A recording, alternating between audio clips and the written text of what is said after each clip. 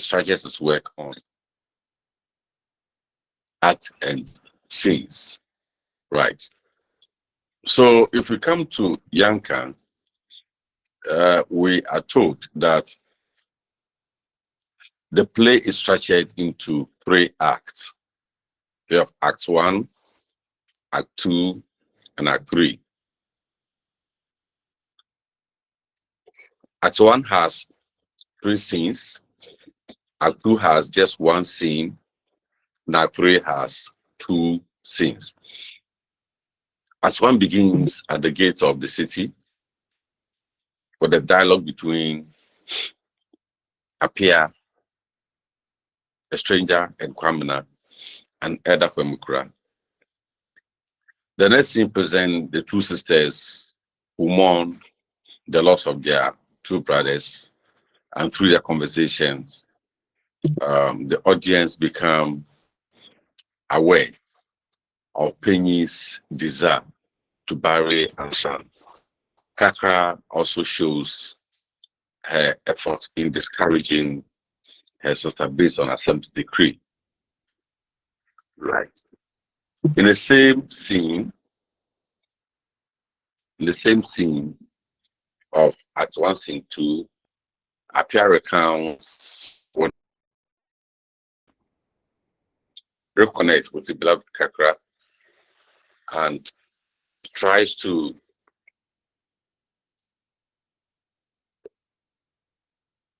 mend the bridge between the 2 sisters.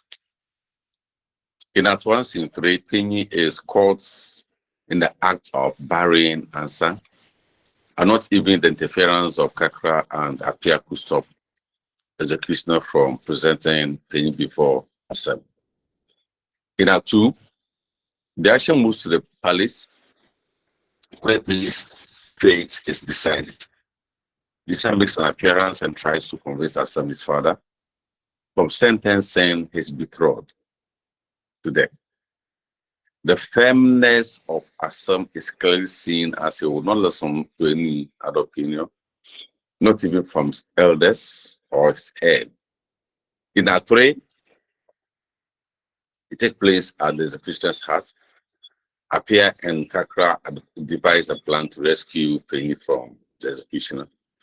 Even though they managed to get past the executioner, who had become unconscious after taking the palm wine given to him by Apia, they met the dead body of Penny and Jisa, who had both committed suicide,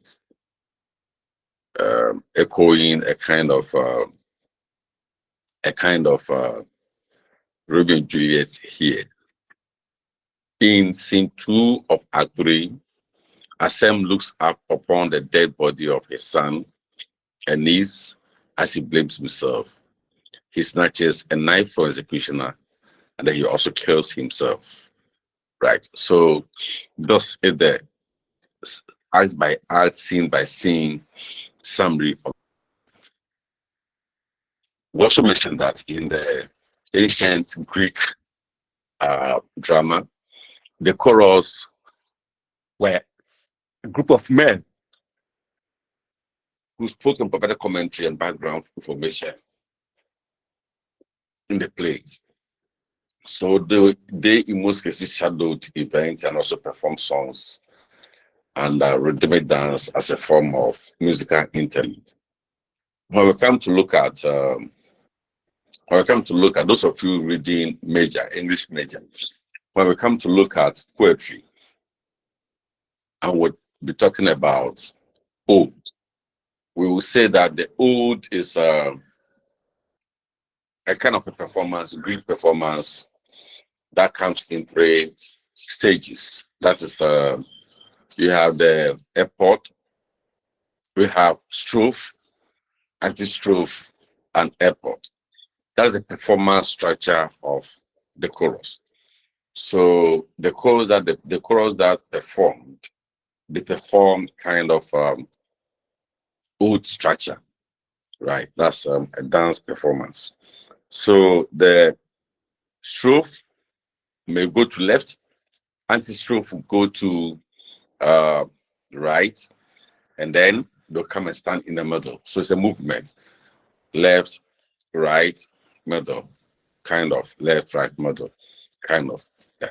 So the chorus in Antigone fits the description given above, as they were all males and performed the roles defined above. According to Yanka, he decided to use women. Yanka decided to use women as chorus because feminism is an important theme in the play. So don't forget, we mentioning emancipation or empowerment of women in this book. Yes, in Antigone, it's also emancipation of women. It's empowerment of women in that book. But discussion that book will never draw our attention to the feminist ideals in any way. So Yanka enhances the feminist ideals by this time giving the chorus to women and not just one or two characters. In Antigone 2, Kakra does not come in at all. Kakra does not come in at all to support pain. Kakra stays away. But in this one, Kakra finds her voice and decides to help the sister, entrenching or deepening the issues of feminism in the book. So the role of the woman can be seen in Act 2, where Assam enters his palace, preceded by women who sing praise songs. The women also perform advisory roles at the prelude Assam to have mercy on Penny. I guess traditional setup, a traditional rule setup. I'm saying this because in every palace, we are told that we are going to consult the old lady. Then they never say we're going to consult the old man, right? And that gives space for women in our palaces. I don't know. Among our clans, that's the situation. What about the other tribes?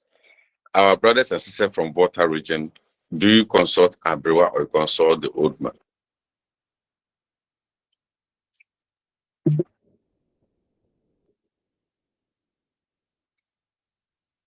Please, I've asked a question. Can I get some responses? All right. Yeah, God will I let's think, say. yeah, we consult both. Both. Wherever you want to go. Either you go to the man or the woman. Because whoever you know is very strong spiritually, you can consult any of them. Thank you. You understand? I said in the palace, when elders meet in the palace and they are deciding on issues, and it becomes critical that they must step back, go to the room, and then consult among themselves. For especially the Okay. deluge, we're going to consult the old woman, or they said they're going to consult the old man. Oh, is the old man. Is the old man. Is the old man. Thank you.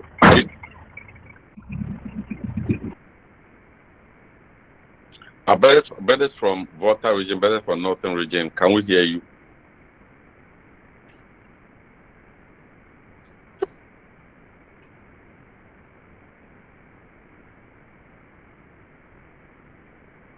Yeah, let's hear you. I agree. Okay, so thank you, sir. Please, I'm from the Upper East region. In the Kusal, they will say the Kenya Bonkorok. That means let's go and see the old man. Consult. That means is it not when they want to take a decision, then they have to inquire, or maybe they want to go in group to bring a decision to the board. Then they said, Yeah, let's go and see the old man. I Thank you, see. sir. I see. Any other tribe? The Gans, any Gan here? Please, the girls, you say, I have been Yomwe. So, meaning old woman. We are going to ask the old woman.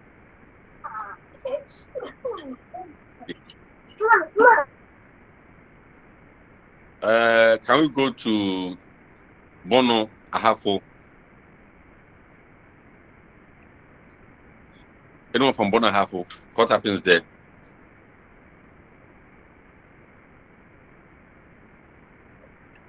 Yeah, Mercy. Right, Prof. I think bonus, we are also part of the Akan ethnic group, so we also do same by consulting the old lady. Thank you. All right. So invariably, Yanka endorses the place of the old woman in the play. So it's not out of place that the women are given the role as chorus. So they go ahead to advise the king. They go ahead to perform certain roles and so on. Right. I have been against those who think that in Africa or in Ghana, we don't give the women the chance. And I have always insisted that before anyone came up with this whole idea of feminism, I think our women had that absolute right in the palace to advise, in other contexts to perform certain roles assigned to them. Maybe I need to study further to know what pertains in other tribes, other ethnic groups in Ghana. So I can make that firm conclusions. Okay.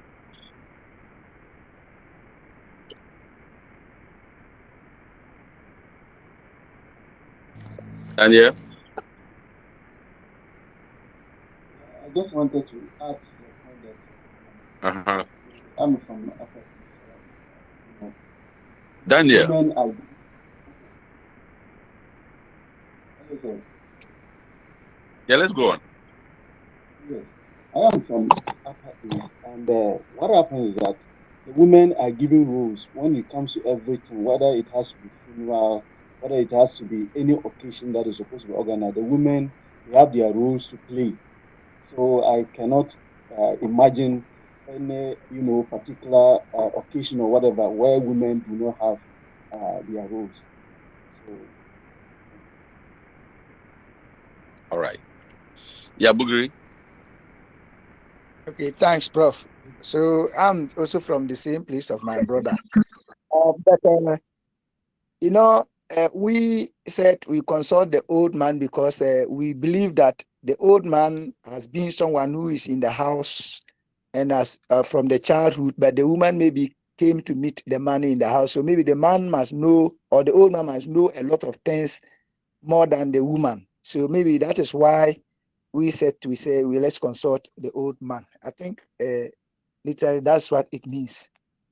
Thank you, sir. I see. I see. But I guess in other parts of the country, for example, for Akans, yes, men marry the women and take them away. But then it is believed that whatever house we have, the old woman is the one who keeps the lineage going. That is one. Number two, if we also study the real thoughts and the real composition. In fact, it's about keeping information. It's about keeping information. It appears women do it more and better than men. They do more and better than men. I understand you, Abugiri, because you are patrilineal. You're patrilineal. For patrilineals, I think the premium is placed on the male identity, other than those of us in matrilineal. It is placed on the woman. Yeah. So I guess yeah. So Anita, let's hear you. Oh, okay. Doctor, please, I also think that my view is that it is not really that they want to give roles to the women in the palace concerning the accounts. It's not really that they want to give roles to the women in the palace, but it is that men have high mortality rate than women relatively. So the old people in the town may be the women. By then, most of the men who were to consult, who they can consult are dead. But those that are there who have experience are the women because they have low mortality rate. Thank you. That's my view. Anita, please pick it again. My line dropped. Oh, please, I said that the role given to women in the palace, I think it is as a result of low mortality rate of women. Men usually die earlier than women. So when it comes to looking for people of experience in the town to consult, it is the oldest they can find are the women. That is why they are given the role. That's my view. Anita, I don't think this statement has any empirical support because men don't die early. Relatively, men die older than women, except that a man will marry a very young woman and leave her. So if the man dies at 90 and the wife is there, I mean 90 is not a younger old age. But then the point is that whether it is mortality or not mortality, the intention is we certain groups hold women in high esteem than others. And I can even talk about the witchcraft treatment, the treatment they give to the witches in the northern part of Ghana, certain part of Ghana, the Troposi, and all those things. All these indicate how women in certain societies are looked down upon.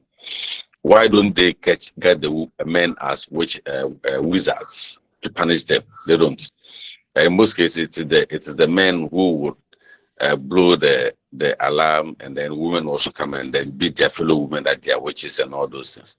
The Trokosi, why don't they pick a boy to uh, bear the punishment? That must always be a girl, so that old man at the shrine can have fun with his waist over the girl, right? So all these indicate the kind of marginalization, the kind of unfair treatment we give to the woman, right? So, and I would always encourage people to rise against it. If you're a woman here in your society looks down upon women, don't give that priority to women. Don't sit down. If you sit down, it means the education you have received is worthless. It doesn't have any value. You can't do a degree, go through this kind of course, study other things that will be studying, and still men will dominate you. You don't have the right to speak in your own house as a wife, as a sister, as a mother. No, that's not proper. And this influences the structure of our system. All right. So we'll be moving to the other book, Tragicomedy, and we'll look at issues there.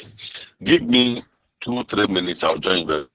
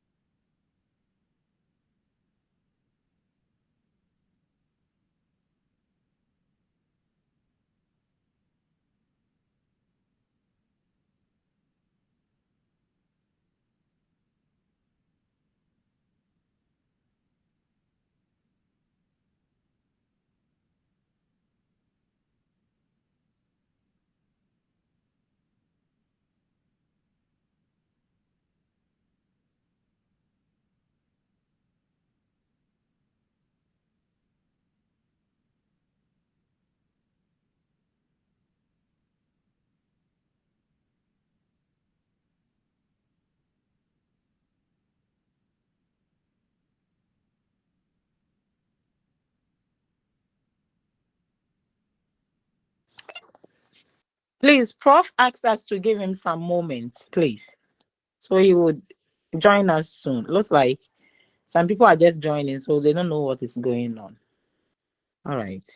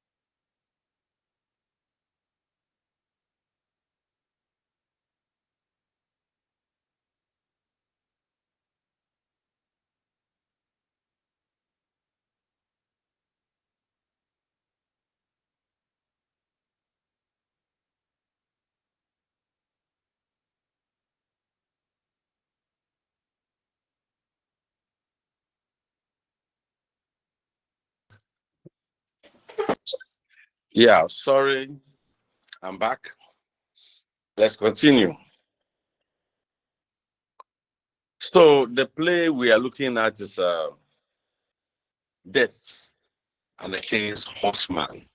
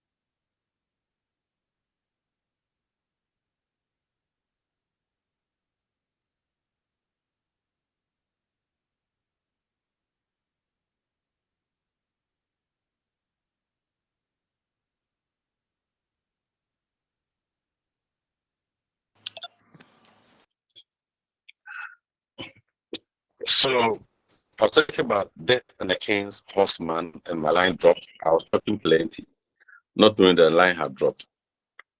Right. Has anyone read this book? Can anyone tell us what the story is about? Yeah, let's hear you, Stephen. Okay, Prof, thank you. So the book is about a horseman of a king who is supposed to commit ritual murder of the king who died about 30 days ago. So that, according to the belief of the people in the setting, he has to die and then go to the afterlife and continue to serve the king in the afterlife. But then I think the Europeans who at the time were superiors over there foil all the activities that he is supposed to undergo and then join his chief in the afterlife. And then his son, who had traveled, who had been among the people, rather came and then committed the ritual suicide before, out of shame, he ended up killing himself too. All right. Thank you so much. Thank you. Any other? Yeah, let's hear you, Anita. Uh-huh.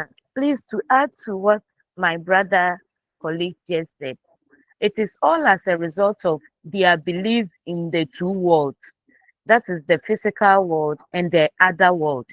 So they believe that since the king had a horseman that always carried him wherever he went in the physical world, as the king is moving from, and they also believe that death is the barrier between these two worlds. So when you cross death, you are going to the other world. So since the king is crossing death to the other world, he has to go with his horseman so that life will continue in the other world. Thank you. All right. Hannah. Sir, please, thank you.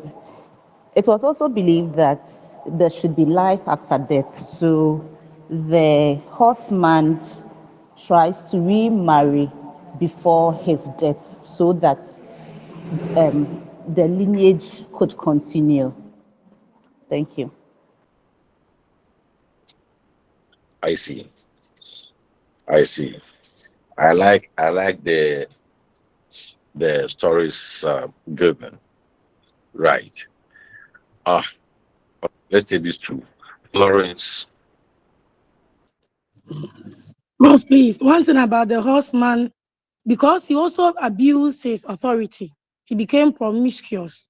I think the reason why he couldn't join the ancestors was because of the woman he married the last day, because one of the women, I've forgotten the name, warned him about the marriage, but he still insisted, used his authority, and then got married the day she was supposed to die. I think this was also one of the reasons why that she wasn't able to join the ancestors at the right time. Thank you. Hmm. Yo, Daniel. Actually, I wanted to talk about the circumstances that led to the inability of the sacrifice to take place. And that is what she actually said. So I don't know if All you right. can hear. Now we one. Let us understand that the story is a true story that happened in Oyo State in Nigeria, and it is built on a belief system that permeates almost every part of life.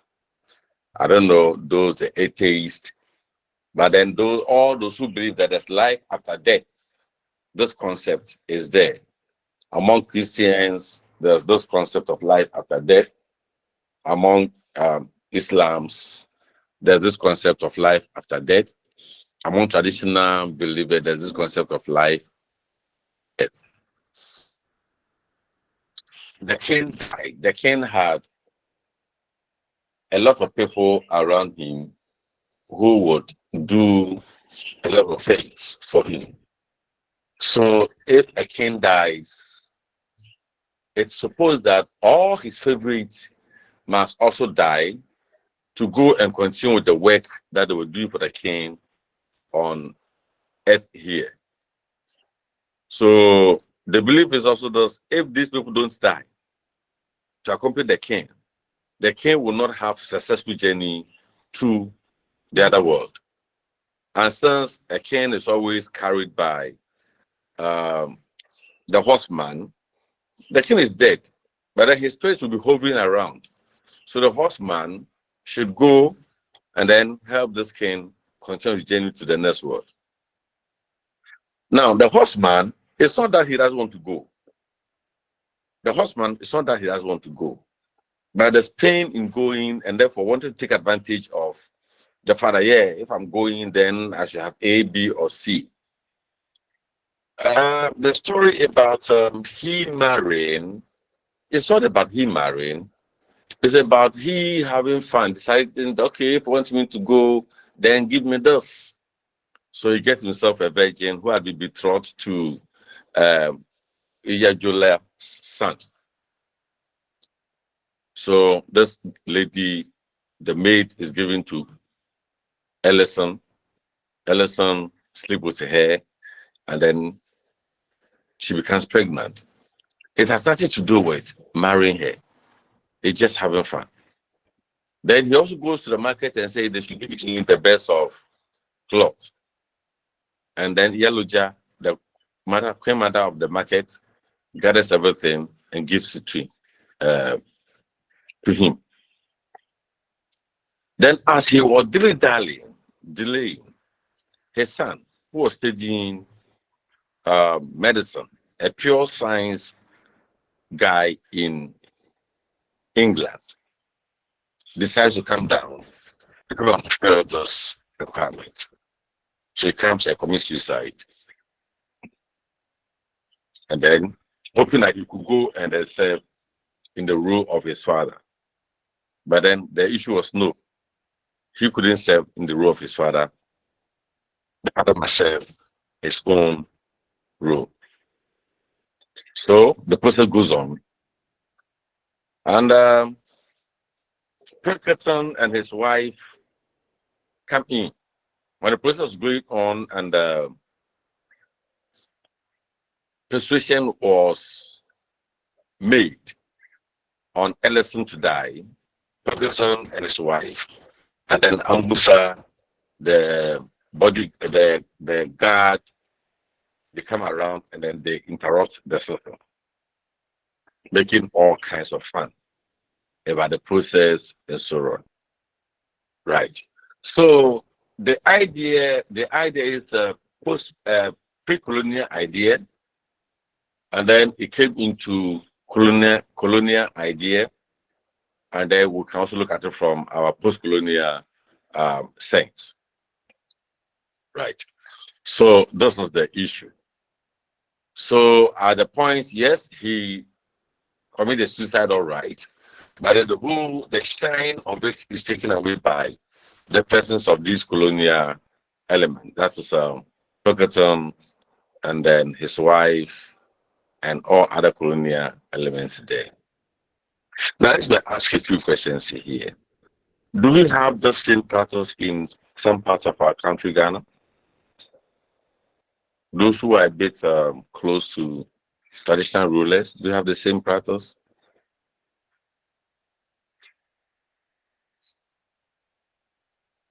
Or similar, or something close? Jemima?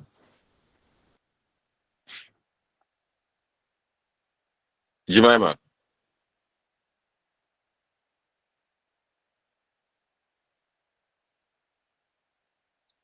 Florence? Yes, please. Yes, please.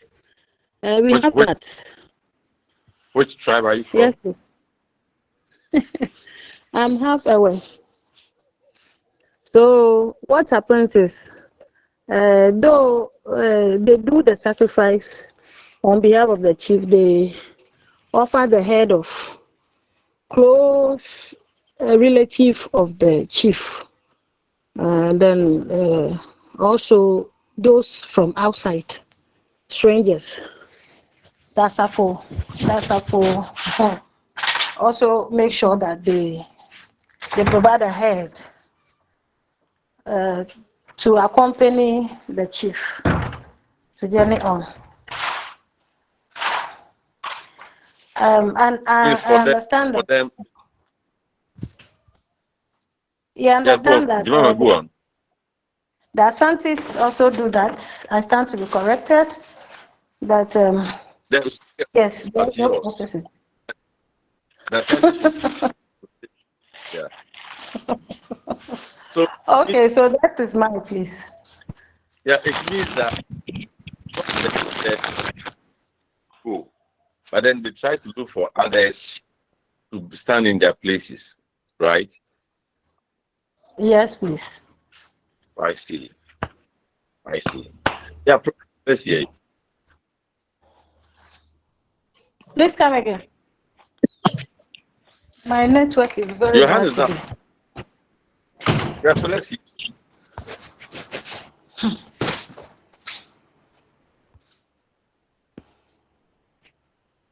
Florence, let's hear you. Sorry, sir, I thought you were referring to someone else. Just like the lady accounts, we also have such system, especially when there is one person in the palace called Okra. Mostly when the king dies, the person normally goes with the king. And then apart from the Okra too, there are others we kill them just to accompany the king and serve them in the other world. So these practice also happens in the Ashantis. It's part of our culture. It's just that we don't have a horseman. But normally the Okra, they say normally they kill the Okra too, so that the Okra can go with the king. If I'm to explain who the Okra is, they refer to the person as the king's soul. So they say, if a king is supposed to eat, the Okra will have to taste it first. If there is poison, the Okra will die first in order to save the king. So at first, they usually kill the Okra because it's part of the king's soul. I remember my mother once told me, even when the king is sick, the Okra also falls sick.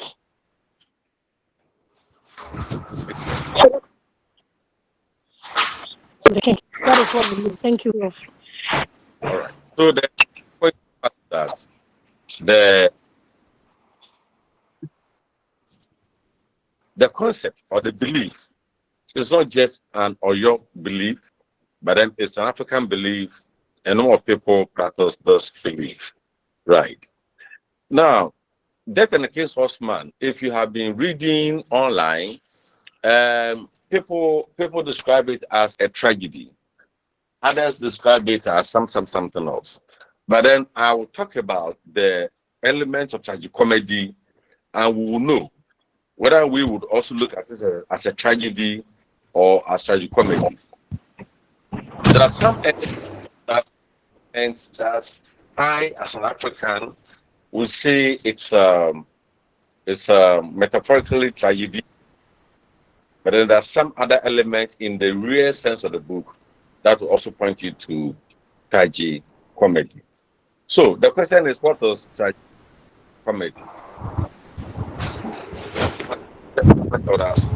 Please, those unmuted, please mute yourself and don't disturb us. Jemima, I beg you. Oh, sorry. Right.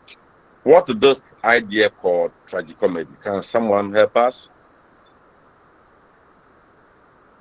Florence, your hand is up, or the old one. Okay, let's hear you, Apanda. Prof, good morning. Thank you for the opportunity. As the name suggests, tragic means aspect of tragedy and comedy means aspect of comedy. So in short, tragicomedy is a drama that has aspect of comedy and that of tragedy in it, embedded in one play. Thank you. All right, thank you. Any other, please? Yeah. Alexander? Okay, sir. What I know is that for the comedy are the stories or plays which is having a sad beginning, but mostly end happily. It is always having a happy ending. It's always having a happy ending. But in the beginning and the middle, you will find that tragic events in there. But it will always end leaving the audience being happy. I see. Right. Anita? I also say it is a genre of literature that blends both tragedy and comedy and ends on a sad note. That's my view. Are you sure of what you're saying? That's my opinion. That opinion is all right. Don't bring it. Opoku. Prof, thank you. I also believe that it is a type of drama that has mixed feelings. And the mixed feelings over here, I am referring to the feeling of both happiness and sadness. That is my view. All right. The book that comes to mind strongly with tragicomedy for me is Shakespeare's Merchant of Venice. Merchant of Venice. Where a friend, someone, I think he's goes to another friend for a loan because he's a businessman. So the loan is given, and then he's giving the conditions that you pay the loan on a set date. If you don't pay the loan on a set date, then I'll take a pound of flesh from your chest. So this man, I wouldn't take that loan, no matter what. But then because those gentlemen knows that the man will be ready to pay, he takes the man loan. Unfortunately, the shipwreck, his business collapses. So on a set date, he couldn't raise the money to go and pay. Then this gentleman comes and says, okay, if you are not able to pay the money, then you have to take the pound of flesh from your chest. But then the question is, if you take a pound of flesh from somebody's chest, the person is going to die. So the case goes to court, and then there's going to be a ruling. Then suddenly somebody from somewhere, that's the door machine I'll talk about, Portia for somewhere comes in, and then he starts interrogating or asking questions. She comes in as a lawyer, and she starts asking questions on conditions regarding the taking of a pound of flesh. For her, fine, Sherlock will take the pound of flesh, but the condition that they wrote, they did not mention that the blood should drop. So Sherlock should make sure that no blood drops. Again, he said just a pound of flesh. He must make sure it's not more or less than the pound of flesh. So Sherlock should go ahead and take it. And obviously, there's no way you take a pound of flesh from somebody that the blood will not drop. So Sherlock was denied. Now, this is a very beautiful tragicomedy because if things had gone, if Portia had not come in and the Sherlock had gone ahead to take the pound of flesh, obviously, Antonio was going to die.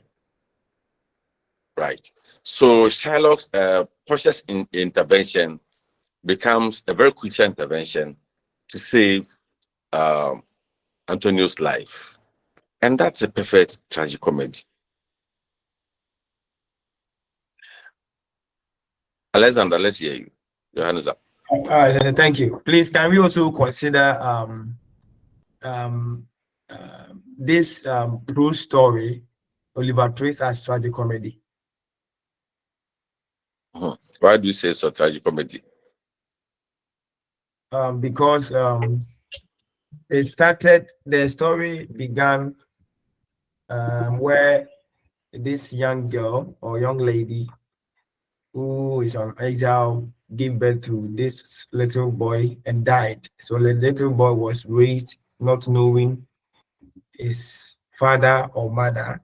He was maltreated, given cold treatment, and later he was given out to learn apprentice at the age of 9 as a undertaker. At the age of 9, he was working as an undertaker, and that place, the treatment that they were giving to him there was so harsh. So he had to run away about 70 miles to London on foot. So when he got there too, his half brother, who wanted to keep all the riches of their late father, also charged some people to make sure they put him through some situation where he will not qualify for his share. And at the end of the day, he got some help from other people, and they were able to find the truth and the true identity of this small boy, Oliver Twist. So at the end of the day, Oliver didn't live a poor life again, and he lived a happy life, a rich boy, and had a new family, or I'll say new friends called family. And that is why I'm asking. All right. Now we are doing drama, so I would expect that our examples from drama. Yeah, the story may sound tragicomedy, that's fine, but then let us treat in the context of drama. That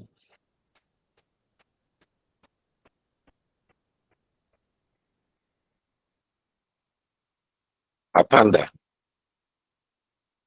All right. Prof, So thank you for the opportunity. What of this book, Announcing the Land of Idiot by Laura Dramani? Can we consider it to be a tragicomedy? please don't let us push anything that has a bit of there's no way Announcing the Land of Idiot can be tragicomedy. Because even in our context, the name Anansi alone takes away everything tragedy. Do you understand? The name Anansi alone takes everything tragedy. Right. So tragicomedy is a genre that mixes elements of tragedy and comedy, where there's a heavy dose of tragedy, but then there's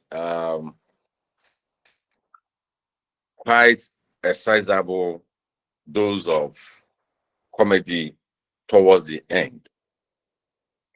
Now, don't let us confuse what I call comic relief with tragicomedy.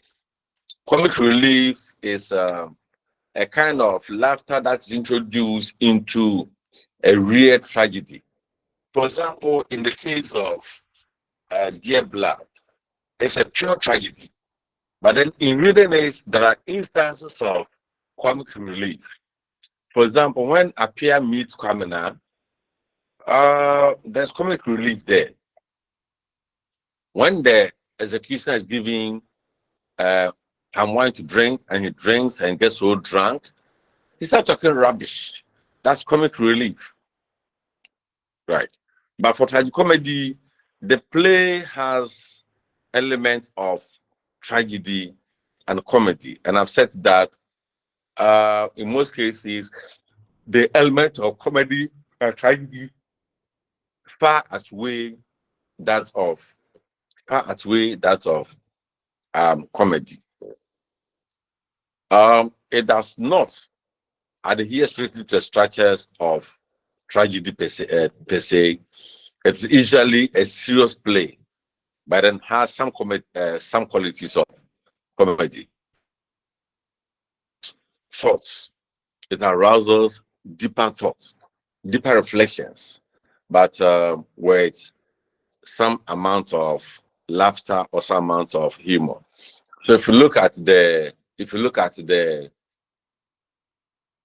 Merchant of Venice play that I mentioned, you realize that yes, whoever is there will leave the place seemingly happy, but thinking on what would have happened to Antonio will linger so much in their heads than the fact that Antonio didn't die after all, right? Antonio didn't die after all. So the thinking is that, wow, Antonio would have died. That would be the serious thing. So it arouses deep thoughts with some laughter or with some relief.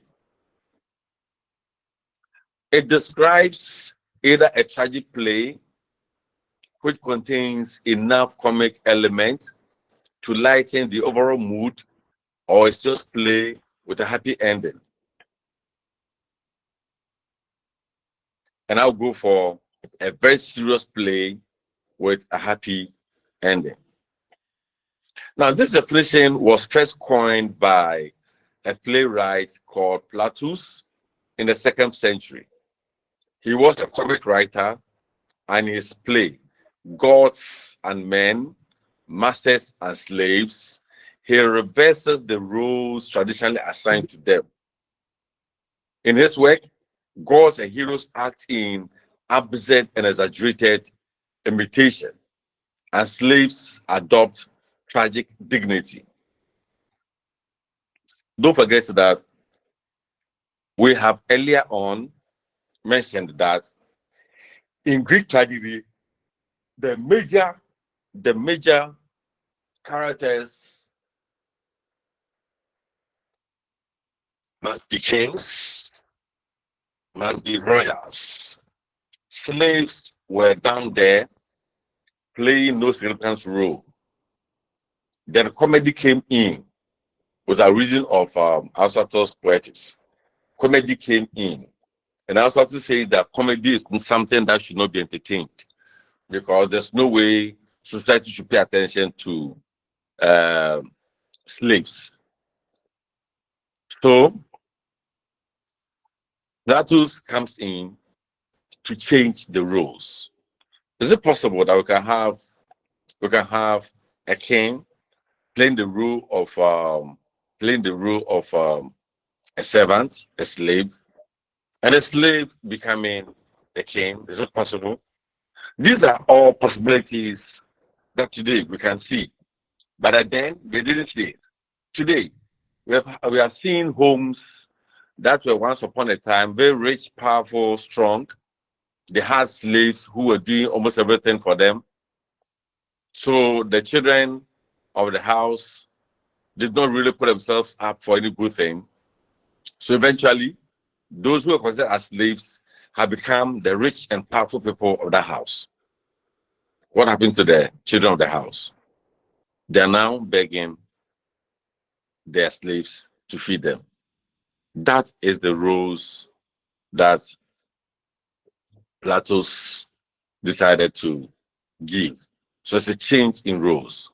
And that is the tragedy comedy that he talks about. But then for me, in that situation, I'll see more of a tragedy than a comedy, where slaves become kings, and then kings become slaves. That's a real tragedy, right? So the comedy mirrors society with a mixture of both tragedy and elements and comic situations. These are either presented separately or mixed, and they define the concept of comedy, which must be discussed anytime the two genres are discussed. I also hold a position on tragicomedy in the sense that, one, no society is structured, or no events, no situation, no circumstance is structured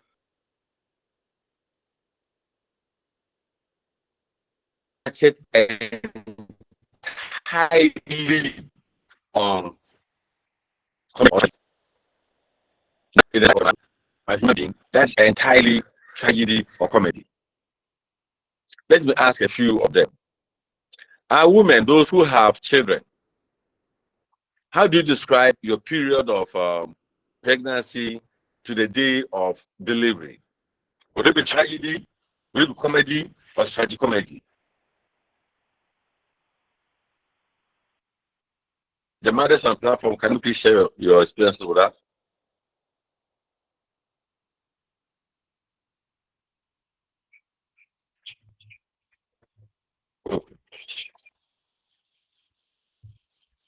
Do they have mothers on the platform? Please, can you hear me? Yes, sir. Sir, we can hear you. Then let's hear you.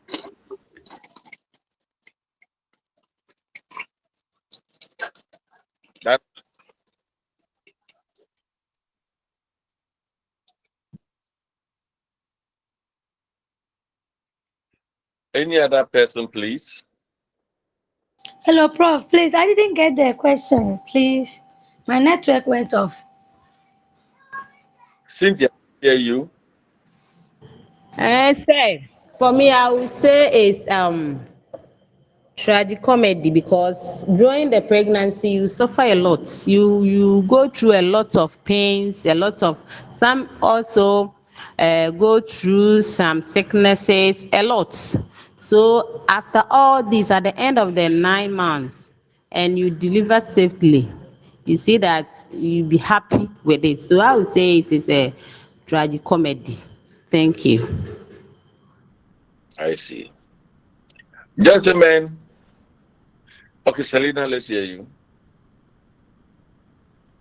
Sir, please, I will also say the real comic elements are shown in the day of your labor. Can you explain further?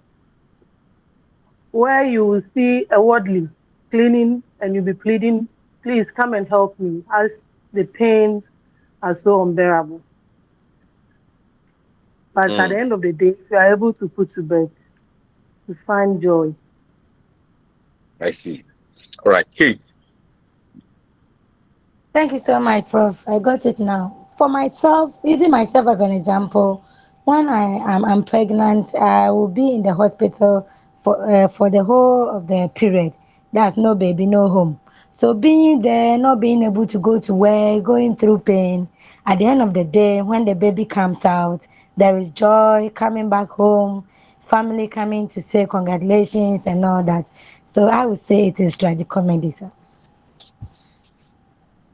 I see. So that's the view I have.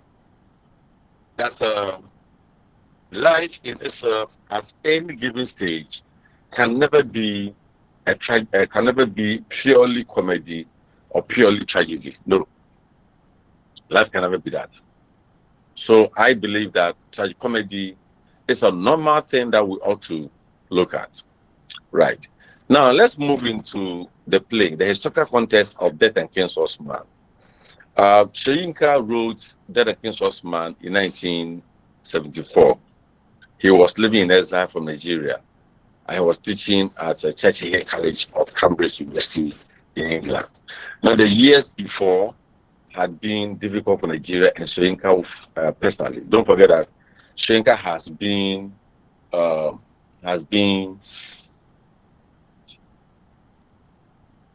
a prisoner for so many times because of his involvement in politics in Nigeria.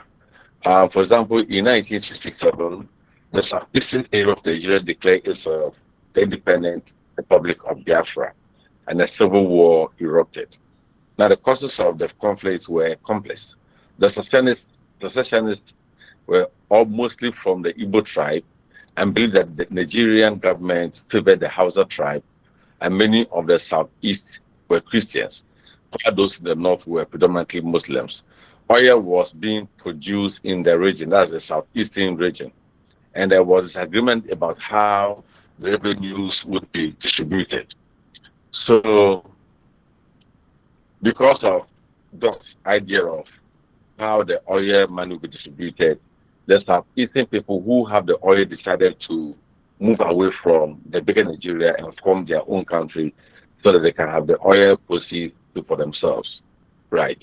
So that brought about the secession, the Biafra Republic, and the civil war that erupted for so many years in Nigeria, creating problems here and there. Right. And out of it, Soyinka was seriously part of it. So he was arrested a number of times, and he was sent to prison. Sometime when he was released from prison, he had to run away. Now, the play is based on a real event that took place in New York, the ancient city of Nigeria in 1946. It is set during the colonial era. For the first, the Nigeria had not had its independence. So colonialism was still in place in Nigeria. When did Nigeria get independence? Which year?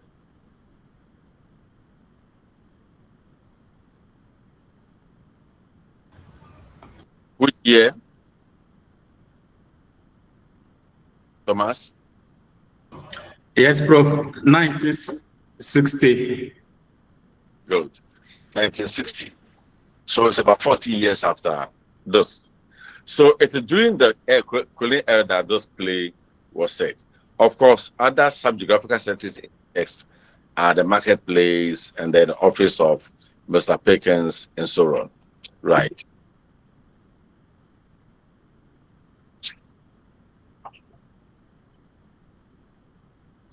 Now, if you have read the book very well, we will mention a few characters we ought to know and talk about them. The first character we'll talk about is Ellison. Ellison. Who is Ellison? Who is Ellison in Death and the King's Horseman? Daniel? He is being described as the chief's horseman. Come again. He's being described as the chief's horseman, the head of the chief's. The chief's horseman. I mean, the All king's right. horseman. He is the chief of the king's horsemen. Ifia.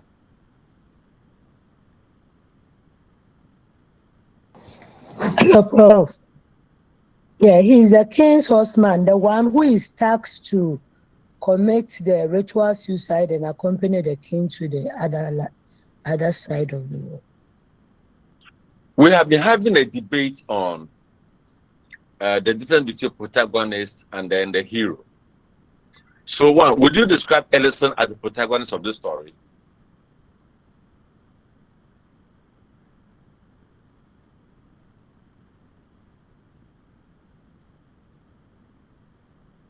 Class, would you describe Ellison as the protagonist, a main character in this play?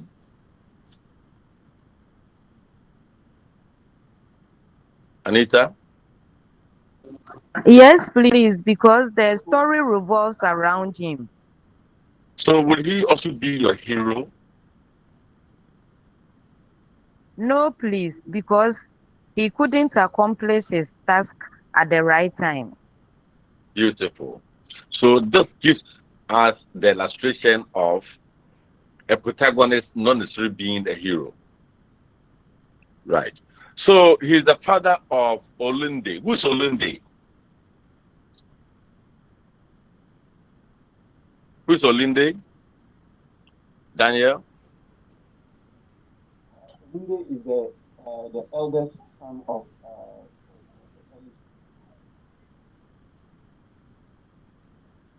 Eldest son of who? Of Ellison. Is that all we can say about Olunde? And he was also taken abroad to go and study science, in which, in the process of studying, the father died, and he had to come back and perform the burial. Not the father died, his grandfather died. Please. You are misleading. You are misleading us. Apanda?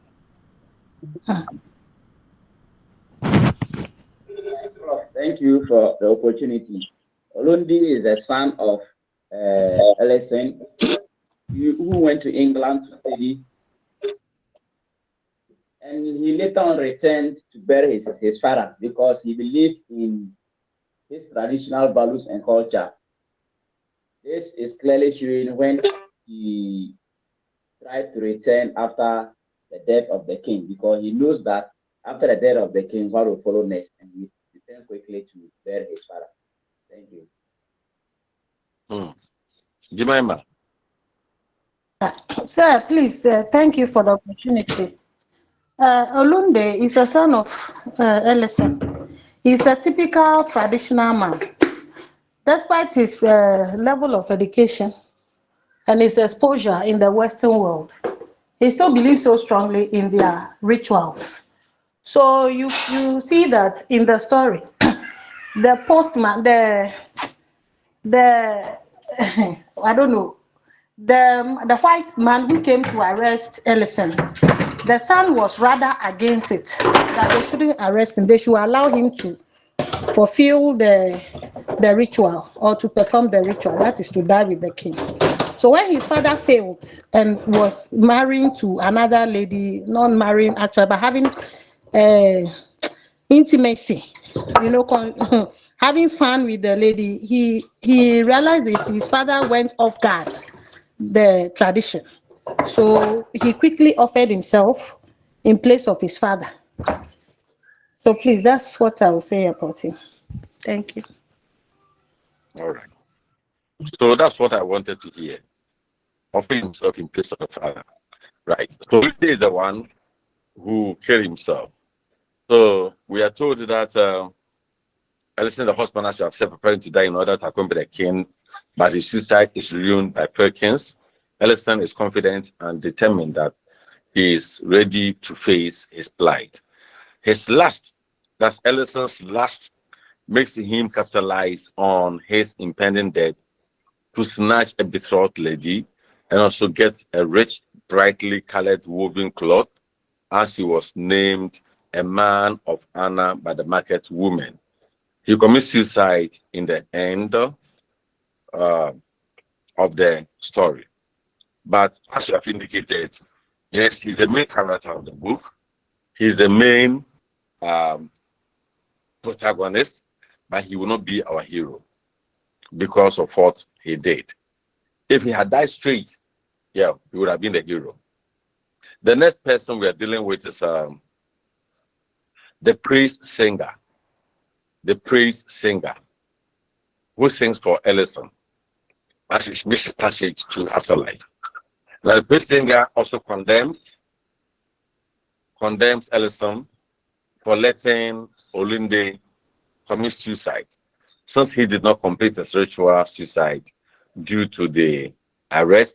And the arrest was not, I will not even attribute his inability to complete it due to the arrest, but I'll attribute it to his wantonness, his greed. His greed. Yes.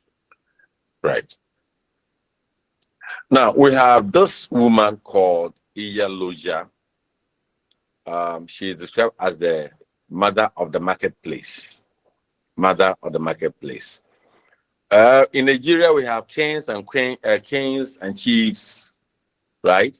The women don't have any of such titles, but then they are called mothers.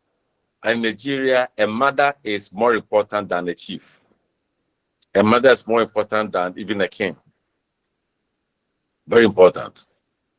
And she provides the needs of Ellison, which includes a woman who was betrothed to her son and Alary. She becomes disappointed in Ellison and chastises him as he did not complete his spiritual suicide when he ended up in jail. So she's a brave woman who commanded Perkins to stay away from Ellison when he strangled himself in jail. And obviously, in jail to die is not the same as the ritual murder or the ritual suicide he would have committed. I hope you understand the argument I'm making. One, sometimes the sense of shame, we will say that the sense of shame in delaying the process and being arrested by colonial elements could be the reason he strangled himself to die, but not that he wanted to accomplish the task for him.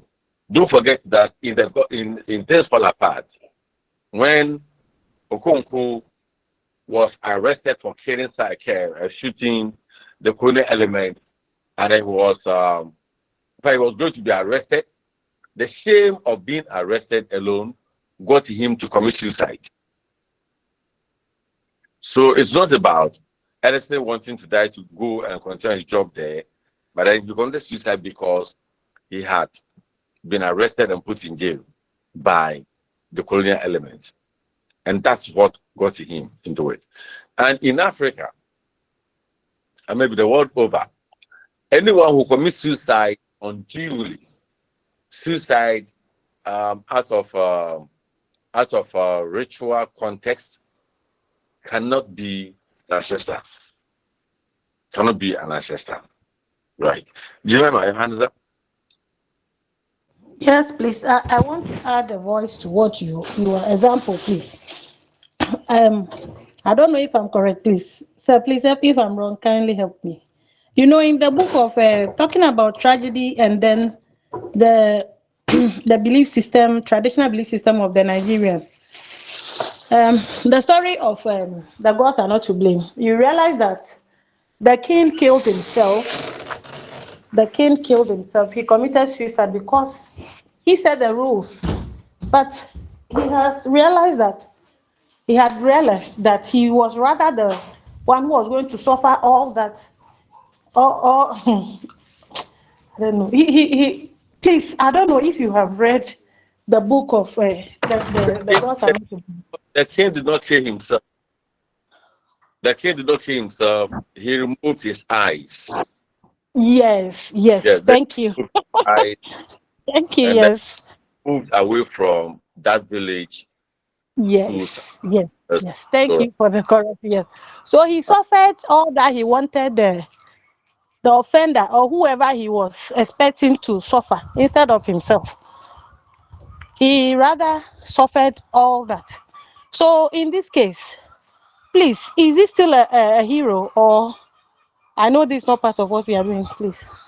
But I need so help. it is not part of what they are doing. Then let's continue.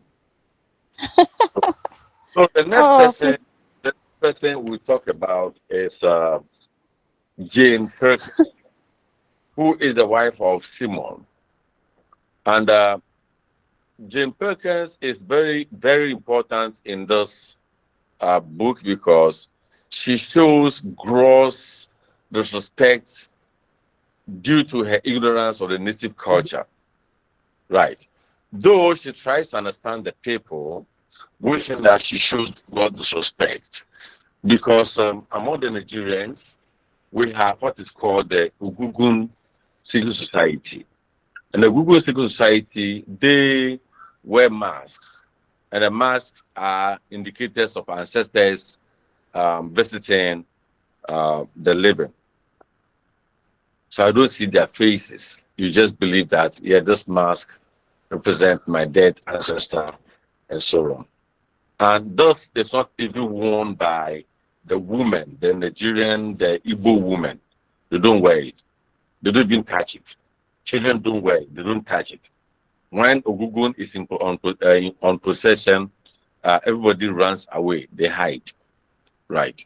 Now, this woman goes ahead to get it, and then she wears it. And she commits double crimes.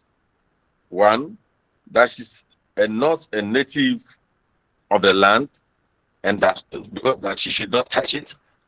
And worst of all, being a foreign woman to touch it. So we can see that she's always helping the husband to figure out situations and the decisions to be made when it involves native people. She wanted to be involved in what the husband does. But the traditional context does not allow women and foreigners to come in. Right. Now, she is the one who started the whole process of ridiculing the traditional culture. And for me, that is where the tragedy is. For me, that's where the tragedy is. And I will ask, why should a native man behave in such a way that a non-native person would have opportunity to ridicule, to laugh at the traditions that hold the native people in place? And on this, there's no way we can look at Ellison as a valuable asset to your community. One, instead of dying for the king to proceed peacefully to the ancestral world, You didn't do that. 2, instead of being a decent man, you go about snatching people's betrothed women just to sleep with and have fun with. 3, instead of doing what is expected of you, you go out there asking for the best of clothes to give to you because you are dying. What do you even do with the clothes when you die? What the essence of the cloth? What the essence of the woman you are sleeping with? The baby you are leaving behind, what the essence of all that? And then worst of all, you become the basis for foreigners to laugh at our culture.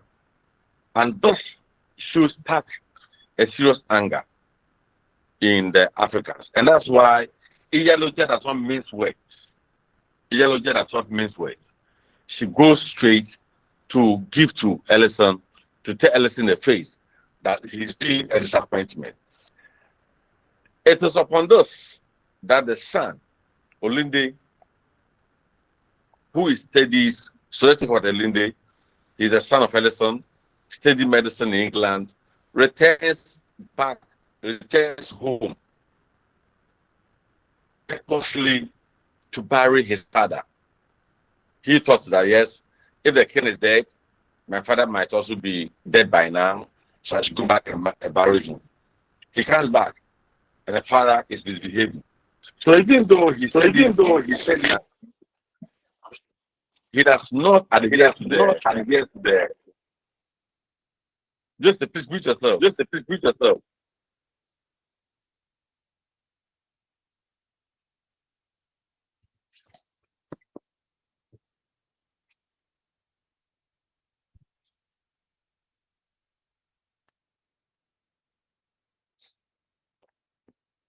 Right. He does not live or uphold the values of the Europeans, right? So we believe that having been to England and studying there, he'll be a scientific man. So he'll come back home and support Perkin and the wife and those things. He says no. He still values his culture as he knows what happens when the king dies. All these are demonstrated when he has a conversation with Jane at the hall. Now, don't forget that when he returned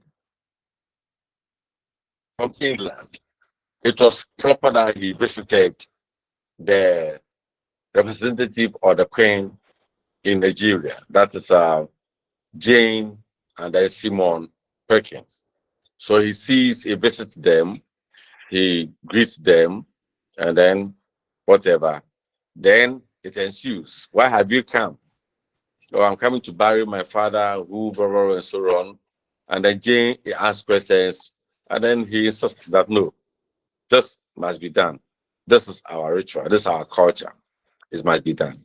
He is smart. He's very smart and rational. Very smart and rational. So, Olinde commits suicide in place of his father, just to honor the father when his father is castrated. Castrated means that he was ridiculed for failing to.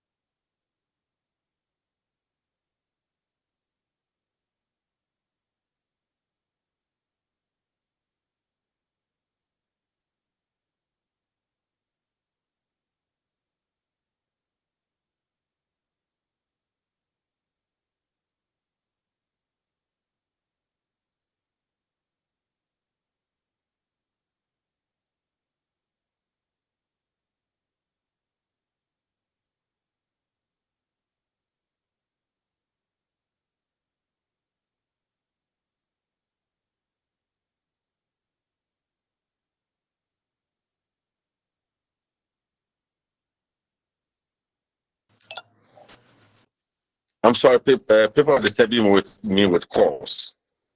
That's dropping the line. Yeah, so I'll talk about incarceration. Incarceration is being ridiculed, being scorned, being put in prison, yes, because of a crime, right?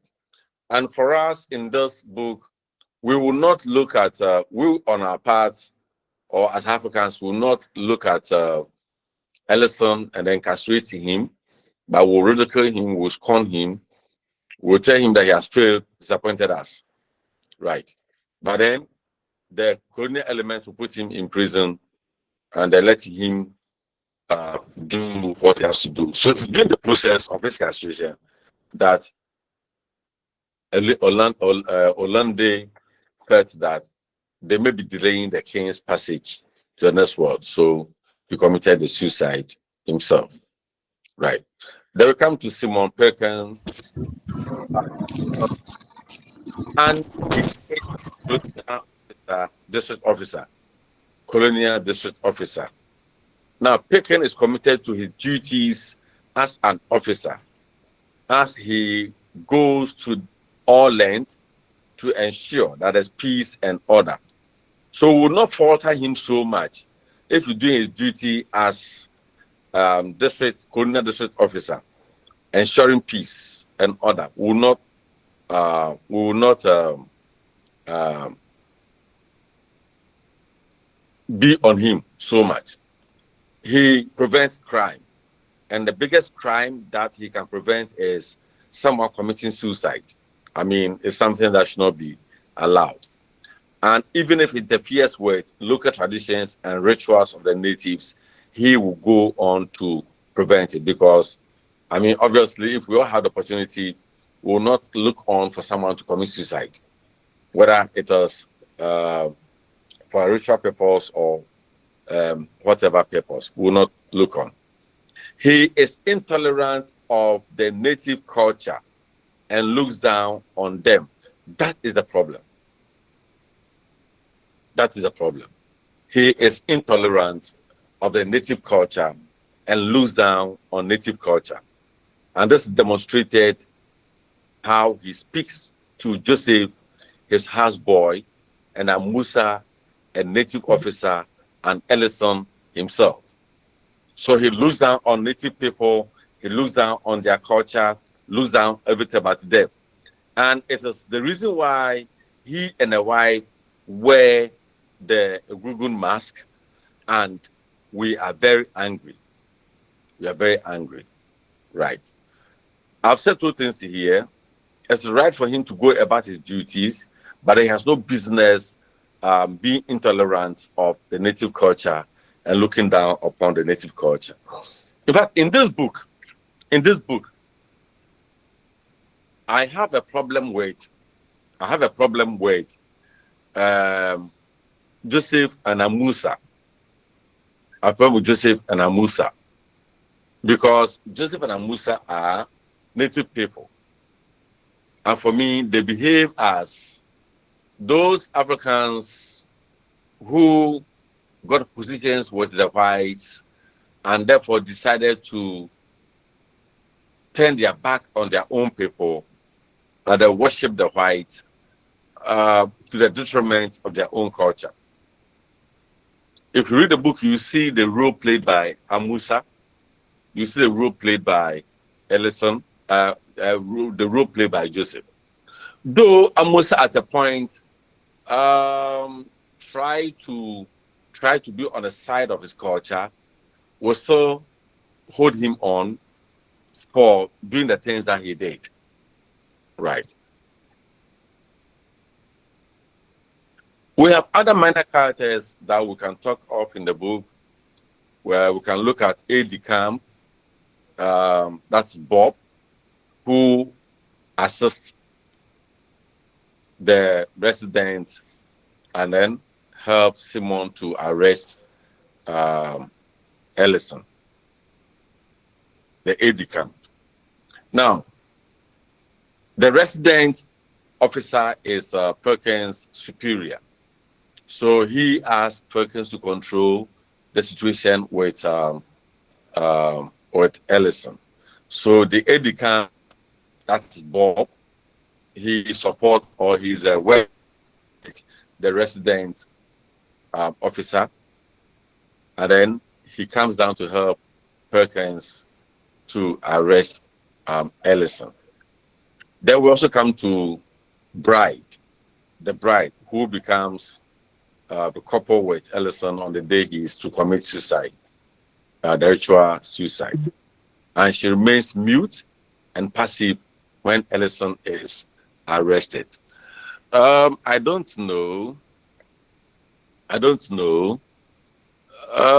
Our ladies, please talk to us. Is it that the moment a man sleeps with you, become a bride, you become a wife?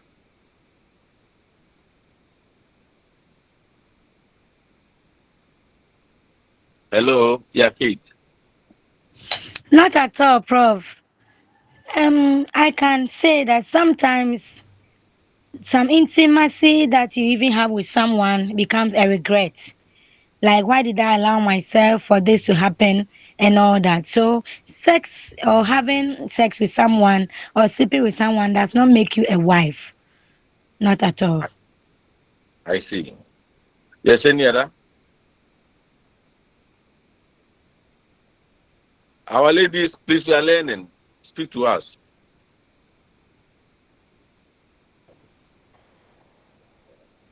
Sir, please, apart from that. You might raise your hand, I will call you. You don't just raise your hand and start talking. Let's hear it. Sorry, sir. Please, apart from that, sometimes it's... If you're in the kitchen, don't let your kitchen disturb us. Yeah, so please, I wanted to say that sometimes it can be mutual. So we agree that we are going to have sex, not because of any emotional attachment, but maybe for fun. Yes, so. But then the context we are discussing, you cannot sleep with a woman and let her go. The moment you sleep with her, she's your wife. That's why in your narrations you will be saying that he's married to. There was no ritual to say that he's married her, but the fact that he's known her, she becomes the wife. That is the issue with this bride. So the bride becomes a couple with Ellison on the day he commits the ritual suicide. Don't forget that that's the day he slept with her. And then she remains mute and passive when Ellison is arrested. Now, remaining mute and remaining passive gives a role given to the woman in that context. Apart from the market woman who could make noise here and there, I think society was not fair to the young woman. Why would she be pushed around? In one instance, she is betrothed to Iyaloja's son. Another instance, Iyaloja herself pushes her to Ellison. So why would she not keep quiet? How is society treating her? And in this, we can talk about the abuse of a girl child's right? The girl child right, where she is given out in marriage, whether for in line with her will or against her desire and so on. Right. Now the prince came to visit the colony, even though war is going on in England, and the Englishmen organize in the village a ball, that's a party, in order to honor him. So the prince comes. And for me, the coming of the prince to Nigeria during the time of the war it's not just an honorable visit, but it's a means of running away from England to come and hide. It's the same as Ellison ran away from his death to become a hero. Right. Now, the funny thing is that when a king comes here, the Englishmen in Nigeria think that, yeah, you've done well in coming, so they clap for him. But when Ellison wants to die and go and support his king to go, they say, hey, don't do it. So misunderstanding of cultural elements. That's why we say that it is not fair to condemn somebody's culture simply because that's not your culture. It's not fair to condemn somebody's culture simply because that's not your culture. So there's a huge irony in the coming to Nigeria of the prince and the death of Ellison. Don't forget that if Ellison had died as expected, there would have been a party or a ball in the land of the dead, and maybe in the land of the living here too, there would have been a party or a ball. But they prevented him from dying. But when the king ran away, the prince runs away to Nigeria, he is rather applauded. That's the irony we have here.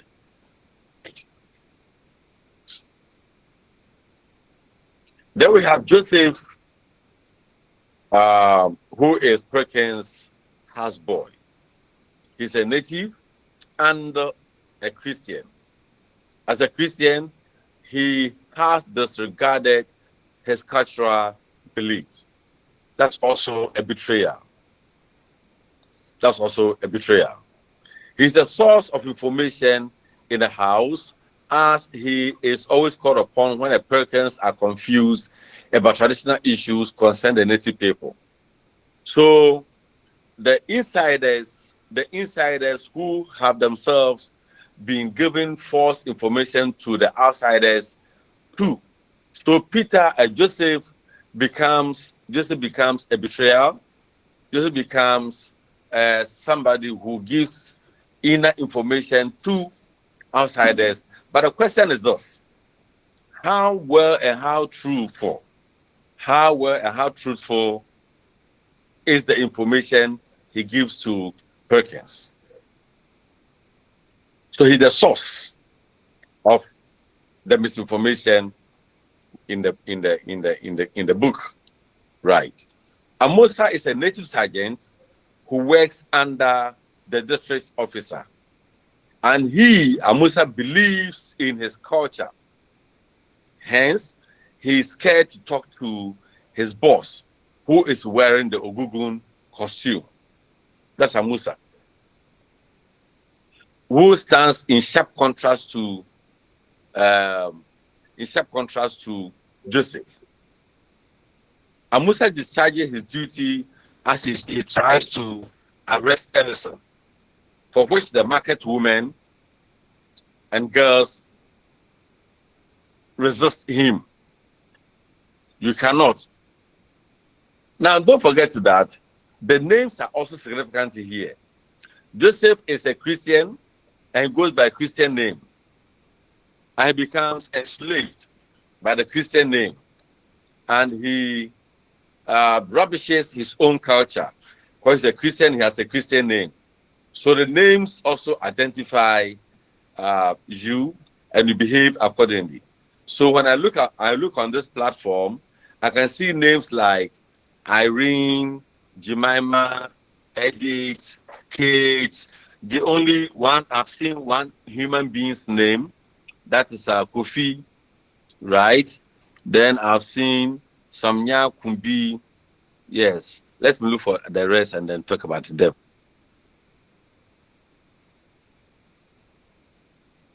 Yeah.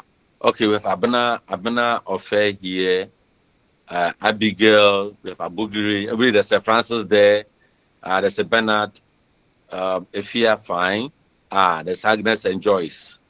Okay, there's Joyce. There's Christella. All these names, Anitas and then Antonius and the Caesars, yes, they are all betrayers. They all belong to the category of Joseph. So we have Africans selling their right, selling their right, and then taking on that of the European. So Joseph, by his name and by his conduct and his belief, he became the basis for Razor, the basis for the Perkins to ridicule, to laugh at, yes, to laugh at Africans and then look down upon our culture. And Musa, on the other hand, maintains his name, and we are told that he keeps his culture. He keeps his culture. Right. Are you people angry? Hello? Not at all, Prof. Not at all. I hope you didn't see my Samuel there. Is it there? So I wanted to ask the meaning of your S, the S in your name, but I wasn't confident enough. Oh, why are you not confident? For me, the S is my mother who gave it to me, and I don't know what it is. The name I know is Kwesi, and I love that one. Good. So let's continue. Now, I would want you to think about this one, that you look at the role of the bride in the play. The role of the bride in the play. Those of you who did post-fiction with me, I did mention to you the child motif, right? The child motif. And then I've also just mentioned how society treats the girl child. So the girl child in the bride must be looked at. Don't forget that we are told that the moment this man slept with the bride, she became pregnant. What is the essence of this pregnancy here? Is it a matter of continuing the lineage of Ellison after his death? By then, the son had not even died. So why would he think of getting somebody pregnant in order to? So that's the promiscuity we are talking about. So, but then we need to examine the role of the bride in the play. The role of the bride in the play. Yeah. Let's move on. So I want us to look at the subject matter, themes, etc. in Death and King's Horseman. Right. One. It was very obvious that before it gets there. So the gentleman doesn't die as expected. His son dies. He's arrested and put in prison. And there are some people who are laughing at the custom or the culture that's being practiced here. Now, why or how or whatever would you describe this book as a tragedy? What would be your reason for describing this book as tragedy?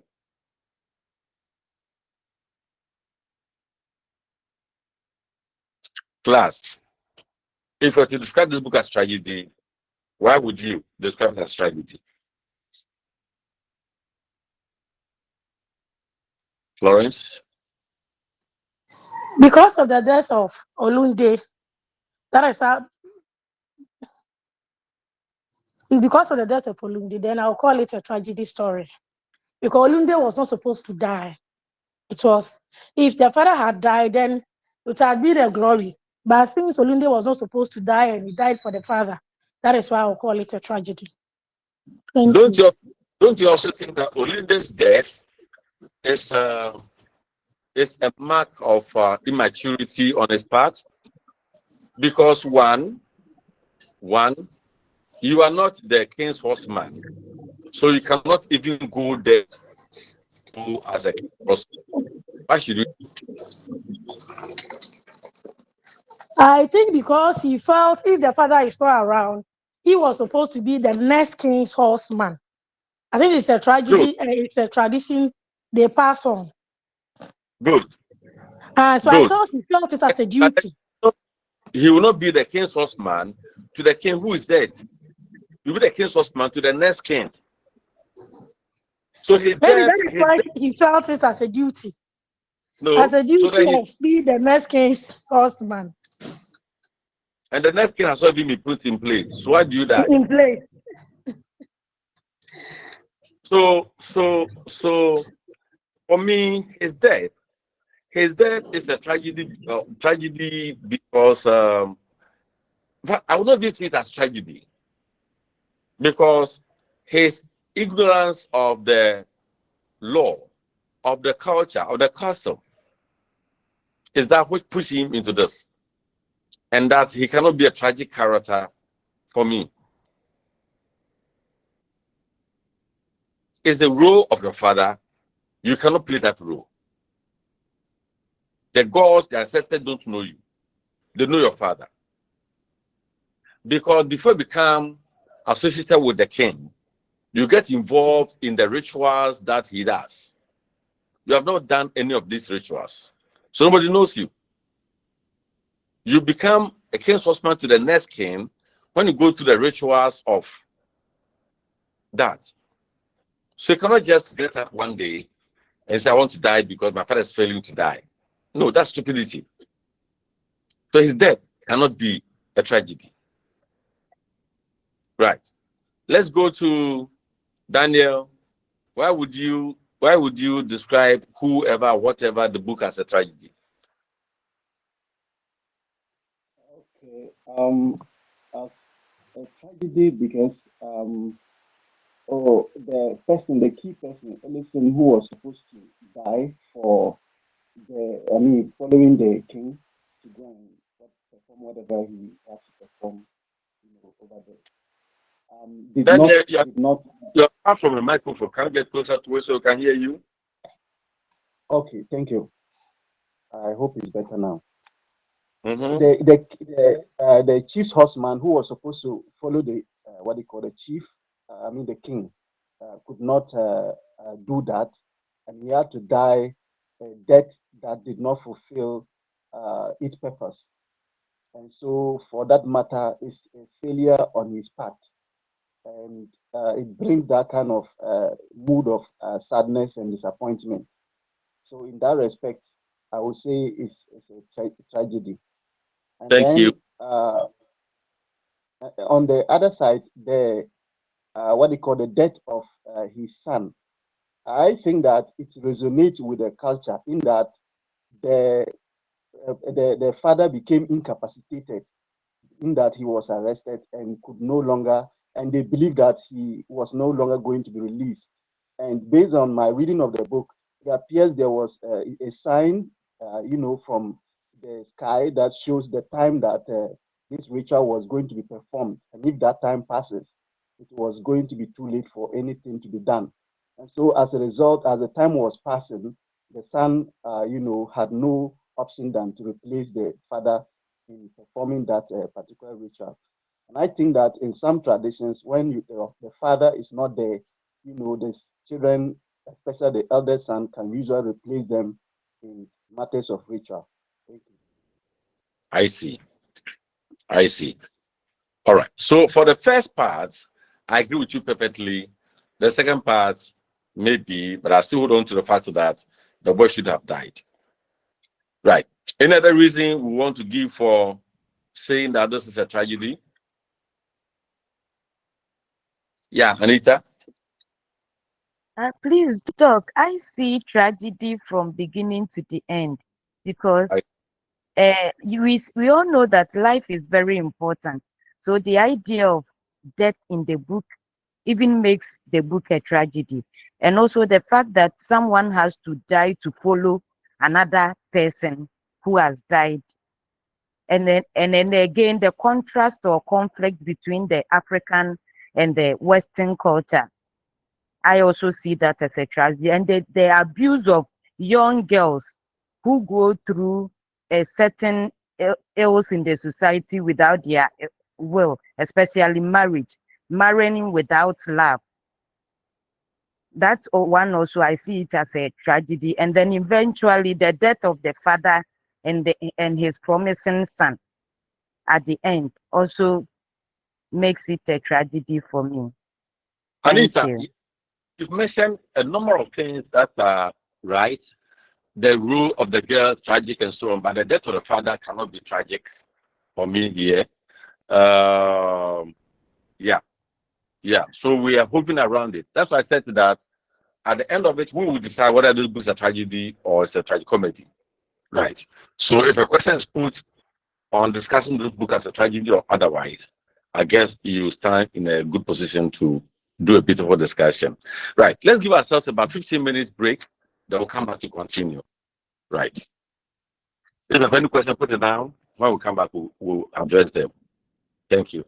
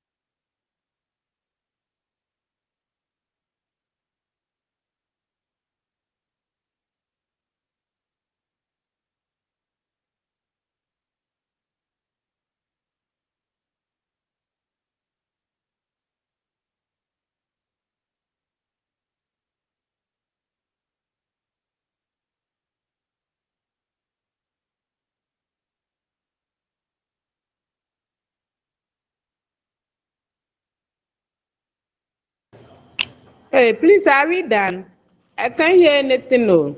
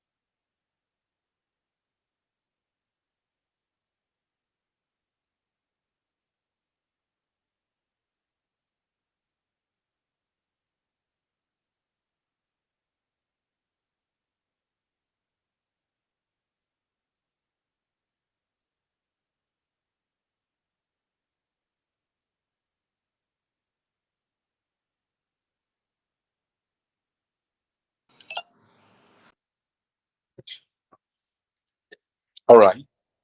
I hope you are back.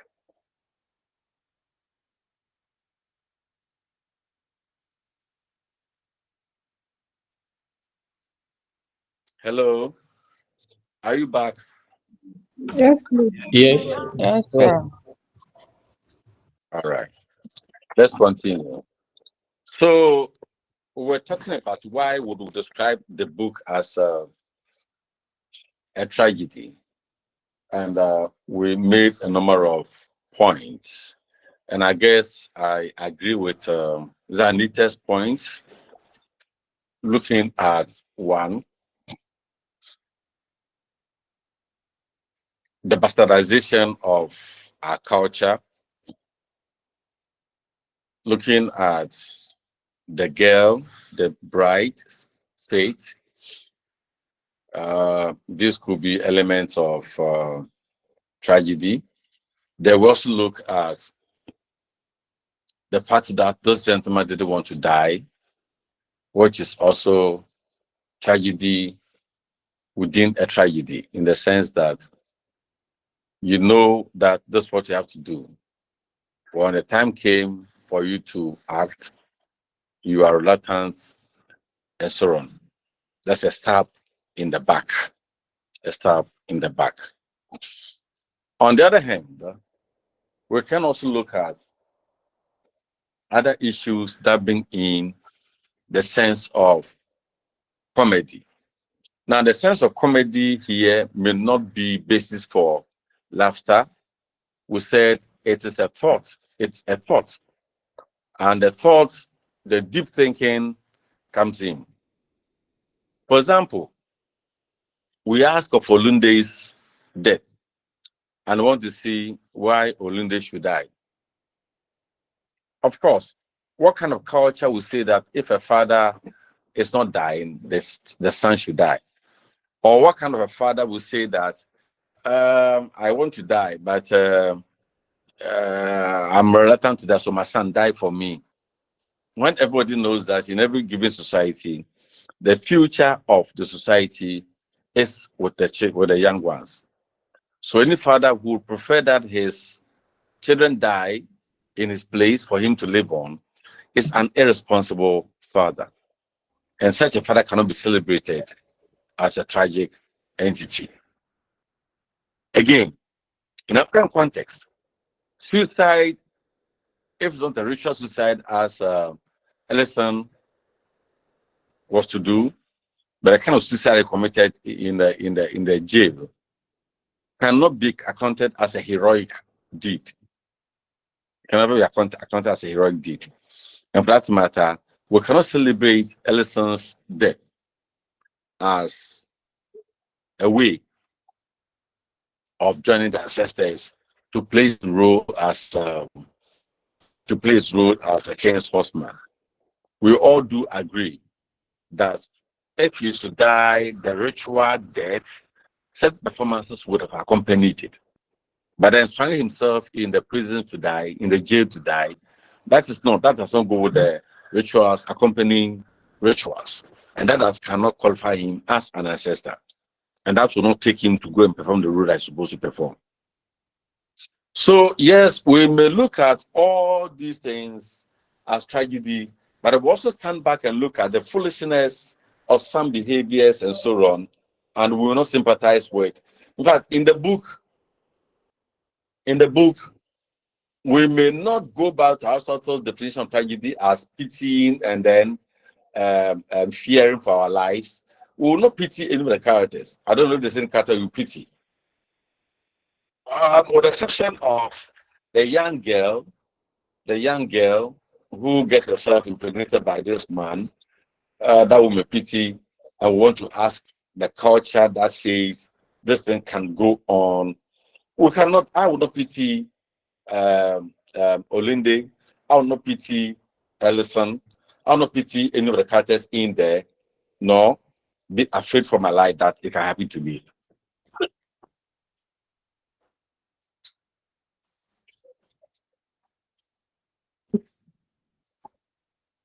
On that score, then we are weakening the basis of the tragedy. On that score, we are weakening the basis of the tragedy.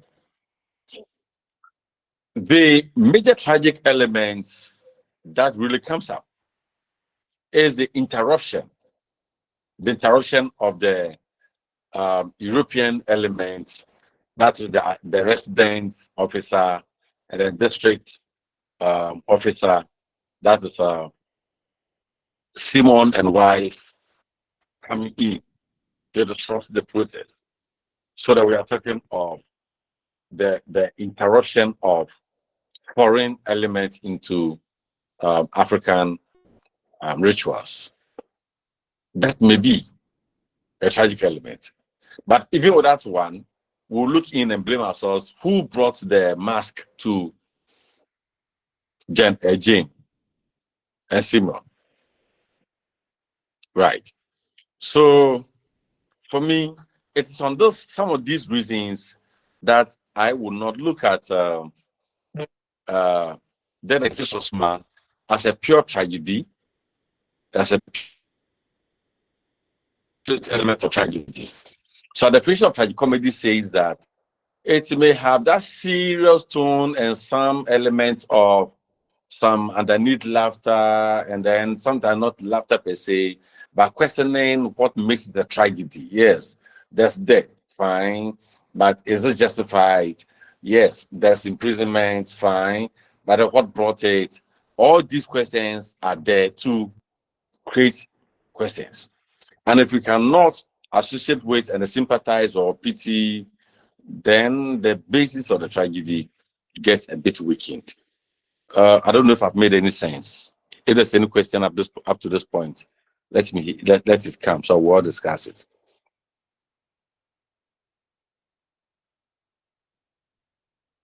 Any question, please?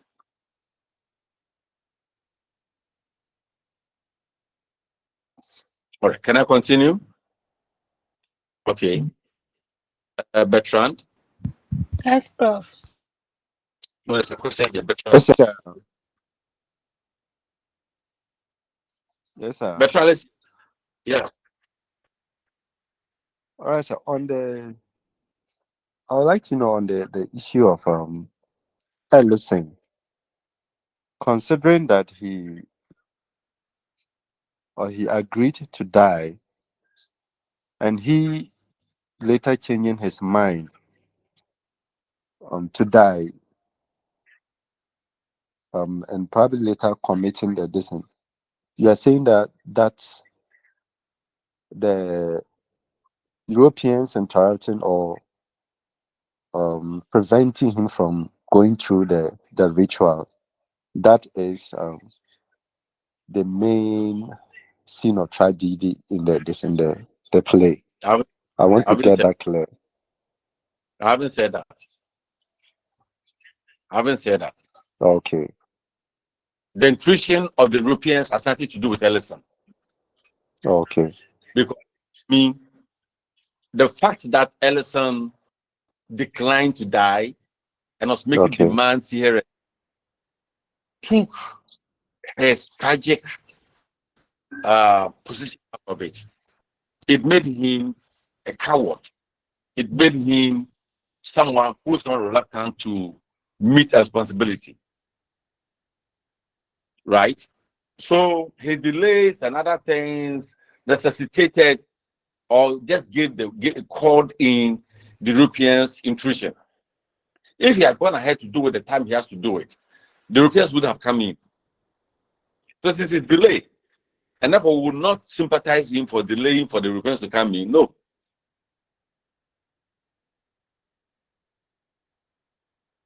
No. All right. Any other question? Yeah, cool.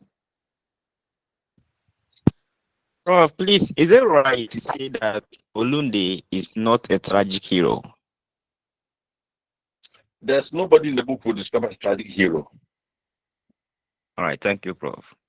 And let us forget, I've mentioned to you that if you go into African drama or African text, it is very difficult to identify a tragic hero. Because African texts are about the society. It's the entire society that gets involved. It's not an individual. So if Ellison had died the time he had to die, he would have been a tragic hero. There's no way Olinde would be a tragic hero because nothing shows that his death brought about peace, or nothing shows that his death satisfied the people. No.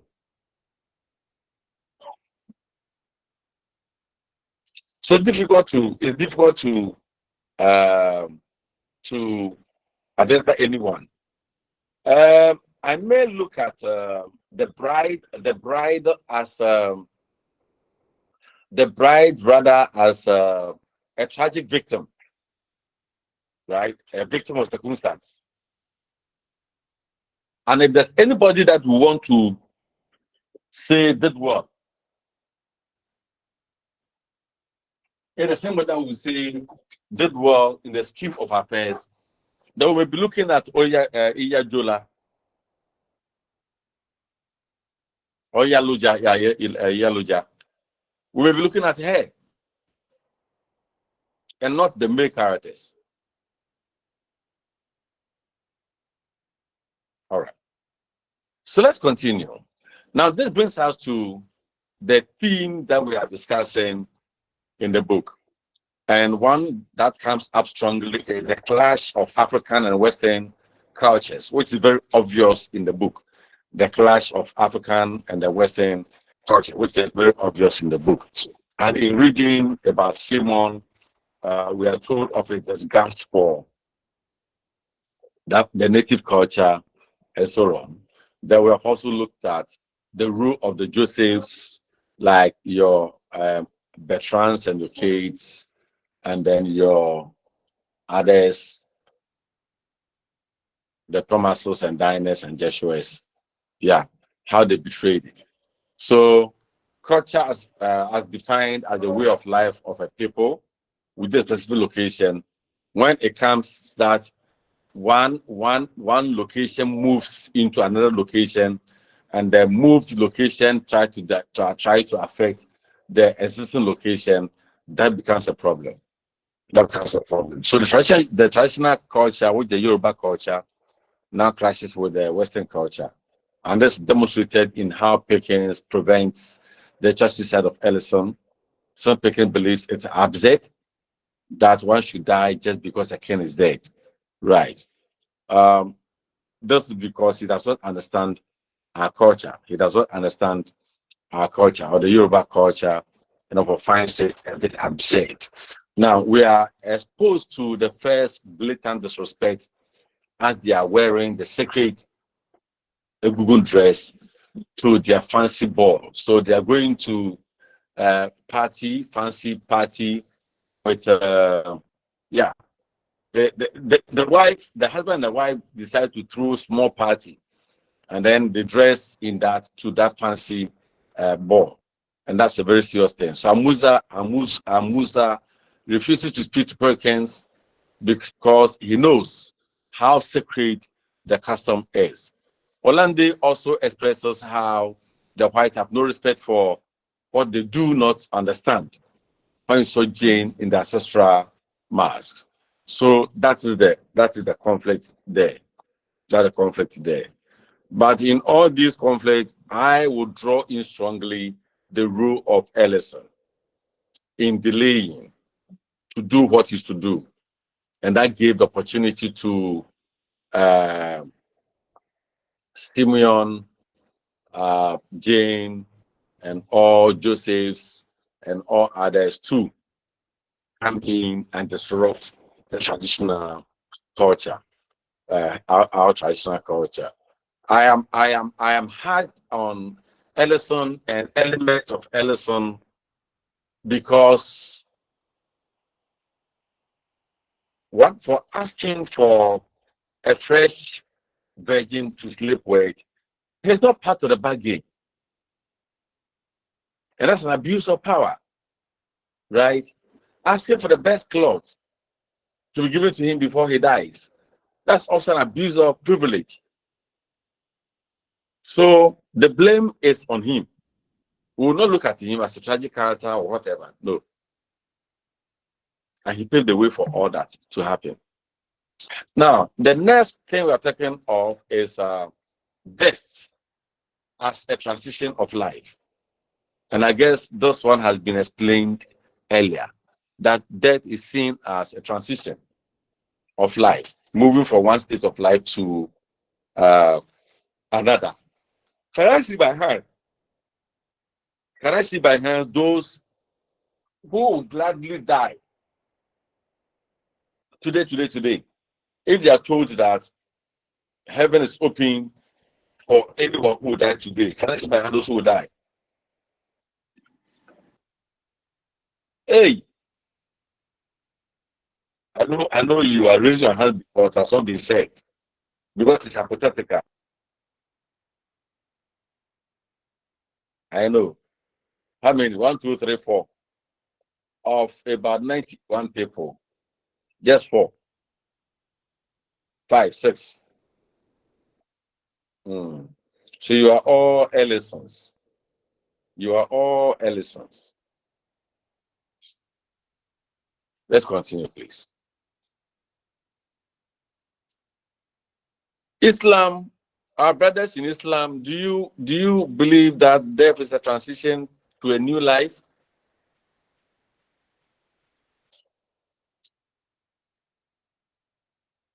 Our Islamic brothers, Yakubu and Co, do you stay with us?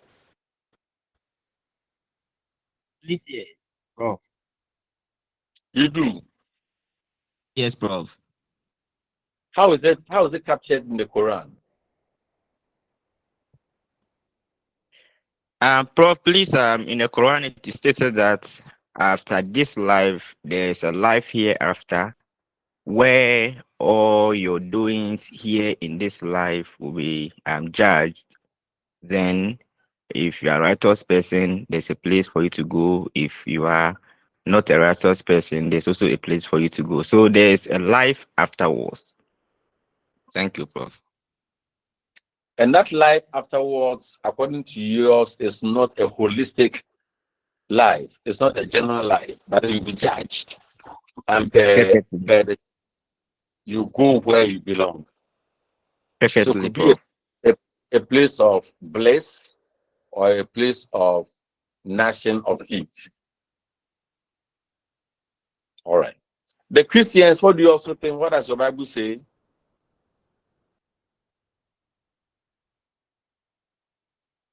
Christians, Deborah, is your hand up or down?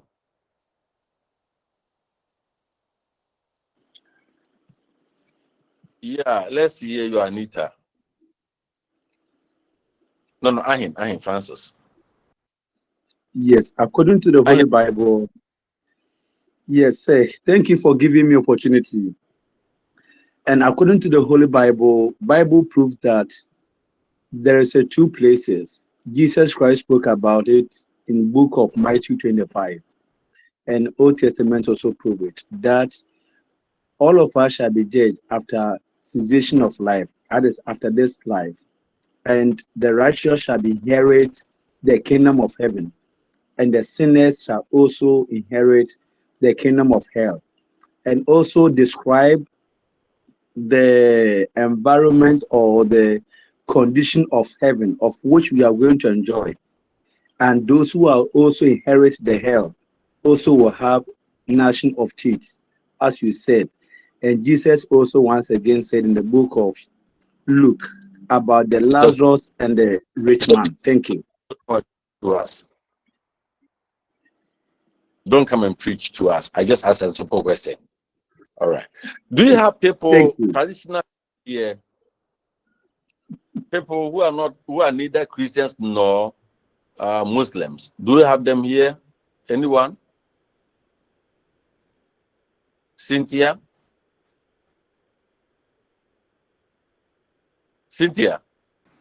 No, sir. No, I'm a Christian. Do you have anyone who is neither a Christian or a Muslim? Because it appears the Christian and the Muslims are saying the same thing.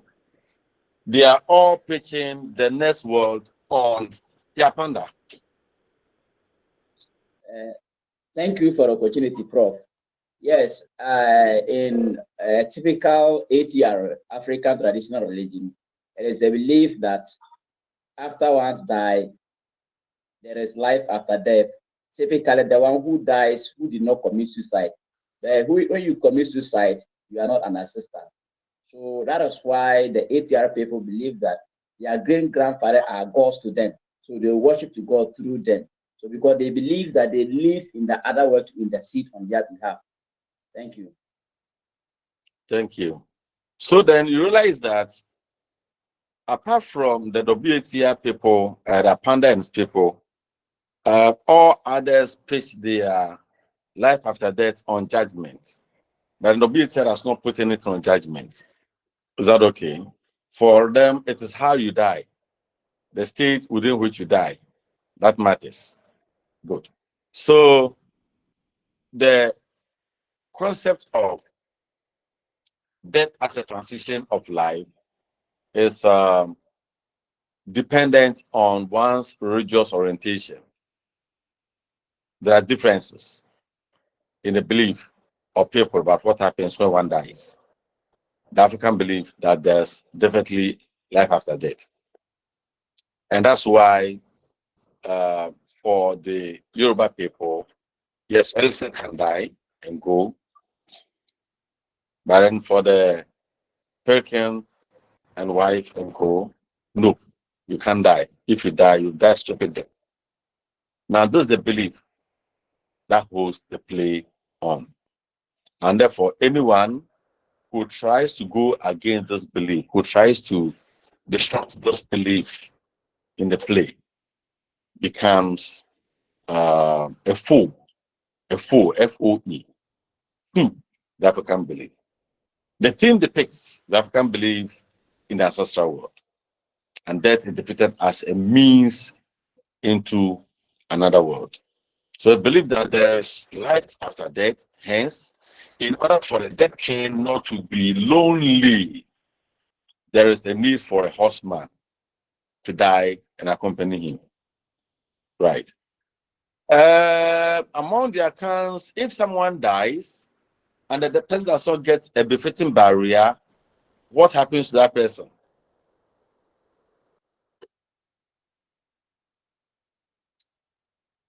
Yeah, Kate? Prof, please, it is believed that that person becomes Osama Chenchen. He cannot be an ancestor and all that. All right. The non-accounts are brothers from the north and then water region. What do you also share the same belief?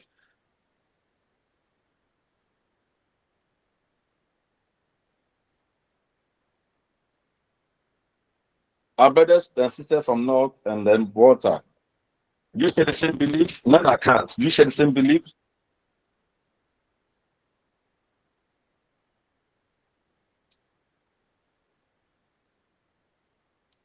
Oh, they're not talking.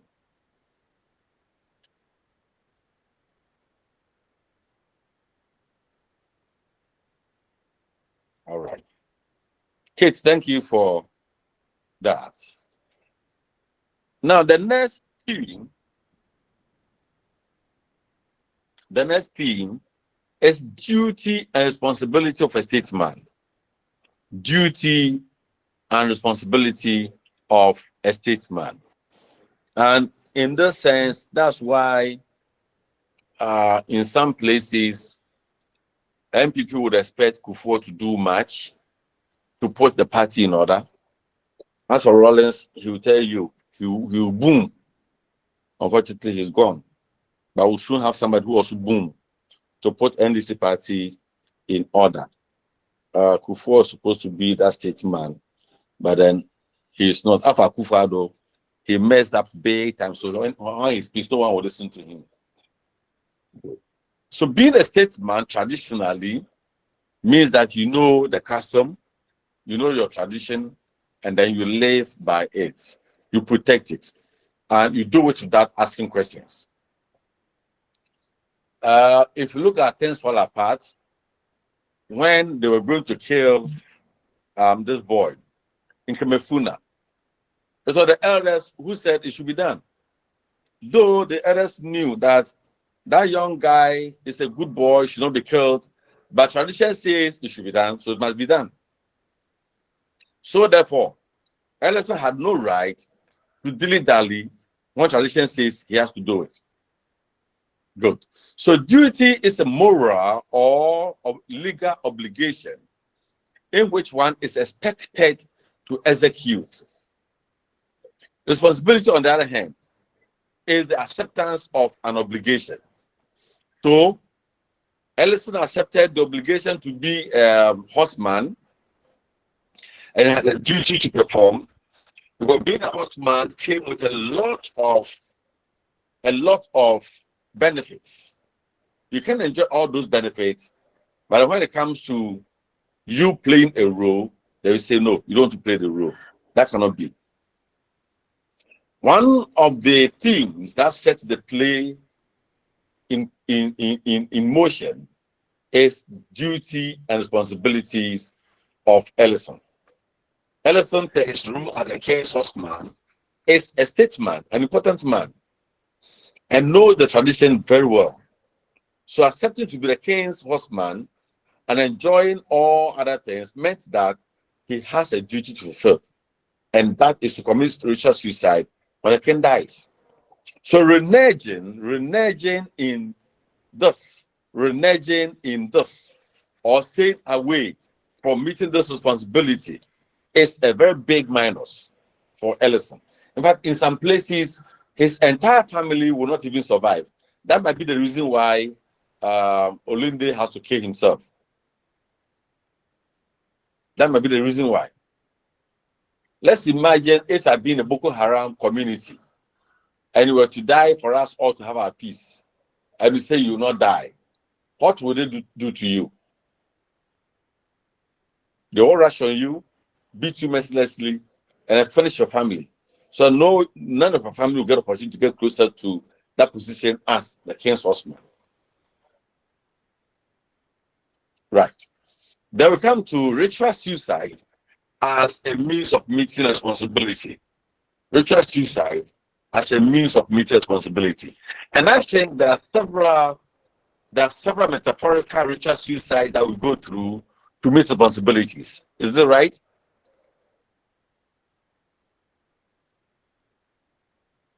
Hello, are you with me?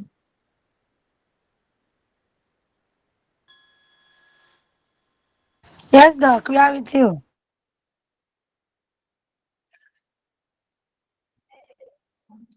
Woman, do you see your childbirth as a ritual suicide? Especially those who go through the CS. Is that a ritual suicide kind of? To meet responsibility? How you know it's life and death?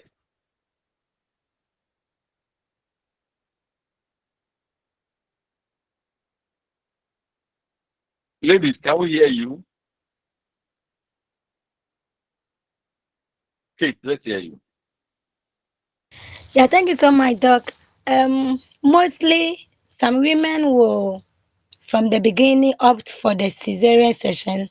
Others, when they are about delivering the natural way, due to one or two circumstances, they may be rushed to the theater to have the cesarean section. And in both cases, we women, particularly myself, see the cesarean section as a kind of relief to take me off the pains, to bring my baby, to have that feel of the baby and all that. So I, for one, don't believe it as a suicidal something, but rather as a relief to the pain we have been throughout the 9 months.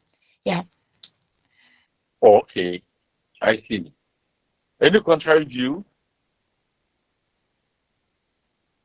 Any contrary view?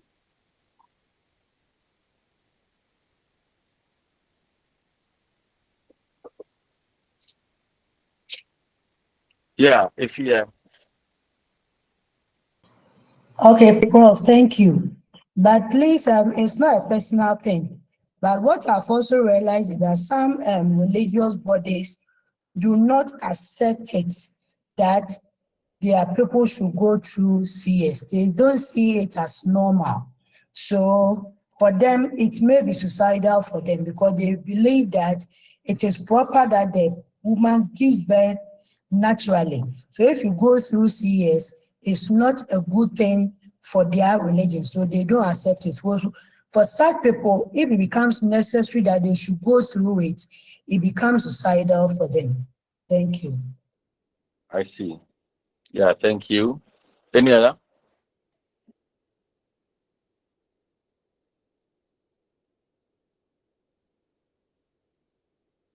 All right. Now, I mentioned this because from pregnancy to childbirth is life and death something. Okay, Florence, let's hear you.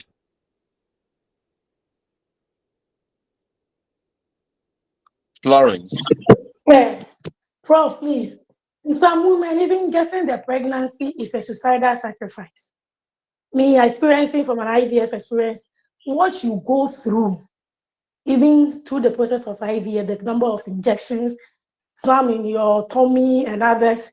If you are doing this because you want to sacrifice and fulfill your obligation as a woman. So going through all that in order to get a child is a suicidal sacrifice.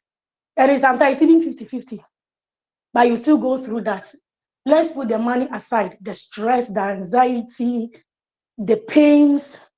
But women go through all that just because they want to fulfill or to sacrifice and bring forth or oblige to their obligation as women. So to some of us, it's a suicidal sacrifice. Thank you. Yeah, that's where I'm coming from. Anita. Okay, thank you, doctor. Actually, getting pregnant and childbirth is a very serious thing. However, the funny thing is that you, the pregnant woman, is very fearless.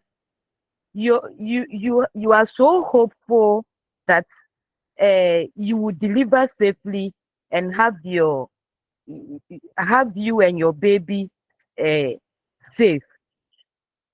Most women have that hope. That is why we get pregnant and then we give birth.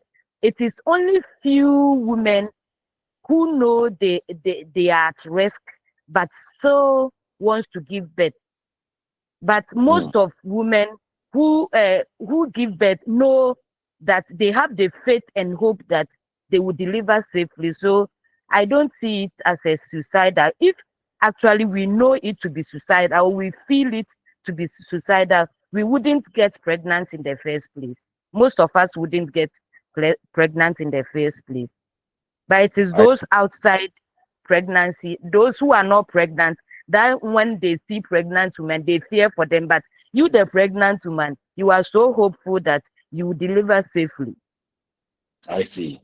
All right. So that's a beautiful discussion. But yes, anything we do which is life and death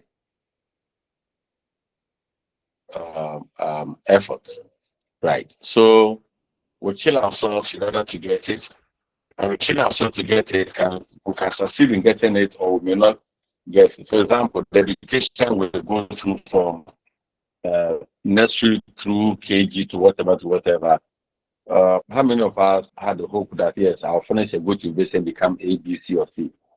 In most cases, we start with those high hopes and we end up with something else. So life in general is a kind of ritual suicide as a means of meeting a responsibility. As a parent, you work very hard to pay school fees as a means of meeting responsibility. You don't sleep. You have to be talking as a teacher, as I'm doing, talking. You to going to school, going to school, paying school fees here and there as a means of meeting responsibility. Yeah. So totality, we'll look at life as that. And then for anyone who is not ready to sacrifice anything, who's not ready to go through any suicide. To suicide, Bible says that if you want to carry my cross, deny yourself. And I think it's the same with Hitler. It is the same with life. The intent of life says that deny yourself certain things, and then move on. So there's ritual suicide in every situation we find ourselves in order to achieve something. You're not ready to go through that ritual suicide. You don't get it. And the ritualistic nature of it is defined in context. Defined in context. Some may be huge, others may not be huge, some may be girls, and so forth. Right. So in all this, yes, we agree that everything we do to achieve, there is a commitment somewhere. So suicide is the act of killing oneself. And don't forget, we have said that some suicides will not have any place in the ancestral world. The play is centered around the ritual suicide of Ellison. This one is a modifier. It's modified with ritual. Now, why Olinde's death will not pass? Why Ellison's death in the jail will not pass? Is because their deaths are not modified with rituals.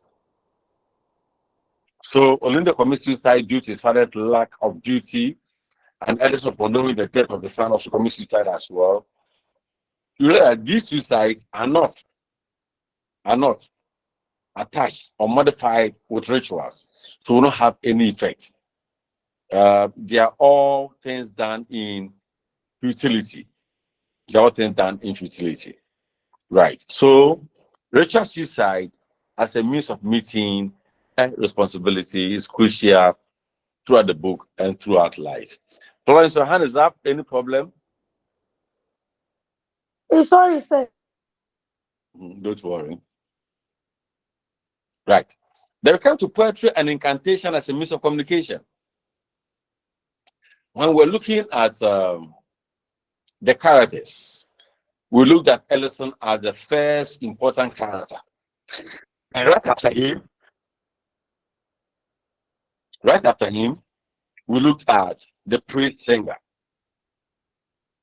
This is because the praise singer does not only sing, but communicate to both gods and God's ancestors and the living. The praise singer communicates to God, ancestors, and the living. And he does so through poetry and incantation.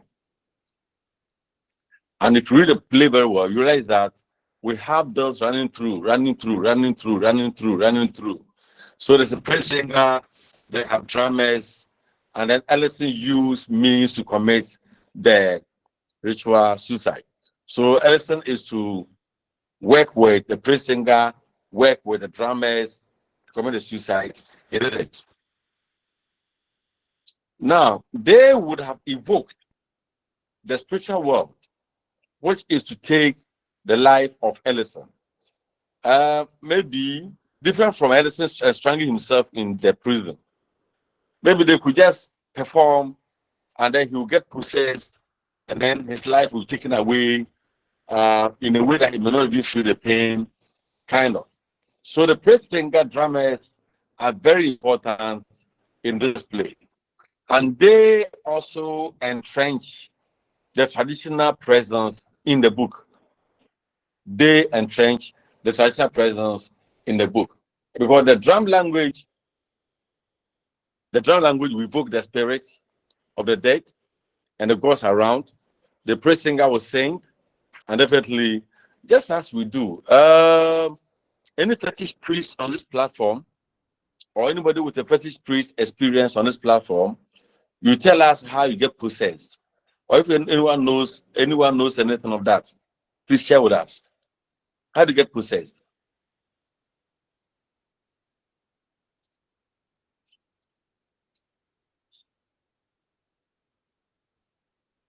Oh, no one.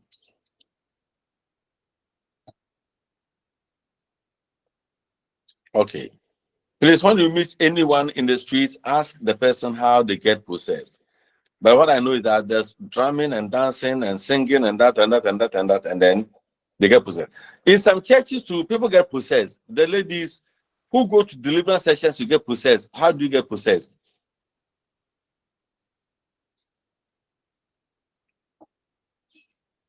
Oh, are you people so powerful that you don't go for deliverance and then get possessed? Anyway, they don't want to share with us. Now I come to my issues on gender and gender roles in the society. I was saying that there are different social roles of men and women depending on the social context they find themselves. So women within African space are the custodians of customs and traditions. And this is very true because in places where they perform puberty rites, in places where they perform widowhood rites, in places where they perform female genital mutilation, these are all undertaken by women. The men sit back and they undertake them. That's why in such societies, they always want to consult Abrewa, except I don't know, our brothers in the north who consult the old man. Can you tell us who then carries out this responsibility of protecting tradition?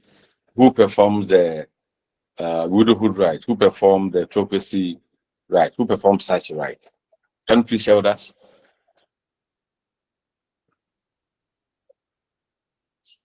Yakubu and Co.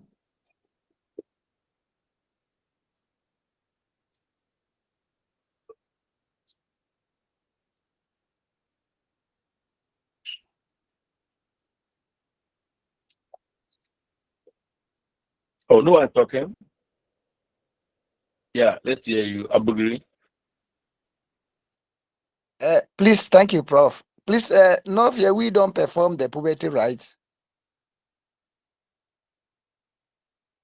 But there are some other rites that they perform, and the men that do them. We are talking of marriage rights and other things.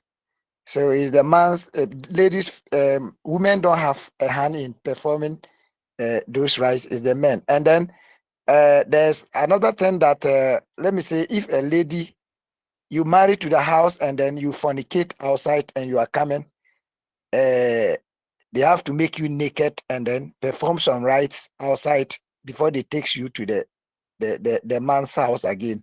So all these things that there are men that have been doing it and not women. Thank you. I see. Yeah, Panda. Doc, thank you for the opportunity. Prof, sorry. Thank you for the opportunity once again. I plan to, my is an addendum to my brother Abugri. We don't perform that frequency right and things. We perform widowhood rights and then the slaughter of the fowl, like he said. And most of the rites are performed by the males, with the exception of widowhood rights, where the women are always around the widow to perform all those rights. But in the widower, the men are also around him to perform such rights. But then, if a lady cheats on the husband, they have a ritual that we perform, and that one is mostly the elderly that gather and then take lady, they perform the rituals. They naked her, then slaughter a fowl to testify the God before she is allowed to now have affair with the husband or be with the husband. So actually, these are the rites that we perform, mostly by the males. Thank you. So what about if the man also cheats on the lady, on the wife? What happens? Traditionally, it is believed that a man can marry more than one wife. So as far as a man can marry more than one wife, there's a difference between marrying and cheating. Yes, there is a ritual for that too. If you are a man and you cheat on your wife, maybe you go and have an affair with someone's wife, then on the day of performance of the ritual, the woman have to mention the one who had an affair with her. In that case, your name will be mentioned. Another way is that if you have an affair with the woman, then the gods of that woman are powerful. It will come back to you as the man. And in that case, they have to also perform a similar right to you. Thank you. Mm-hmm. I like the equal share because I don't think there's a hand here. Let's hear you. Zipporah. Yeah, Prof. Thank you very much. But what he's saying that if a man cheats on a wife, there's no any right for such a man unless you sleep with someone's wife. But if a married man sleeps around with other girls, our tradition, we don't have any right to perform for such a man. The man goes free. But unless that man goes to sleep with another person's wife, that is where there are rituals for that person to perform. But apart from that, they work freely if a man cheats. So there's no gender balance in it at all. Prof. And that's what Zipporah. Prof, there is a fairness in it because Prof, if the man, I'm talking to Zipporah, Panda, keep quiet. Zipporah, I think that is not fair. It's not fair at all, Prof. A man can even bring a lady to the house and even sleep with the lady in your presence, but there's no any right for that. Then you can also bring a man to your house and sleep with him. In front of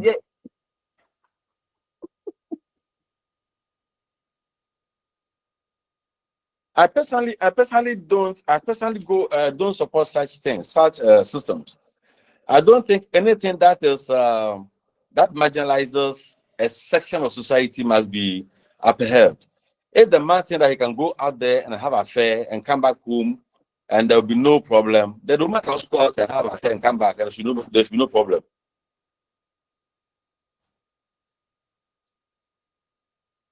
Anita.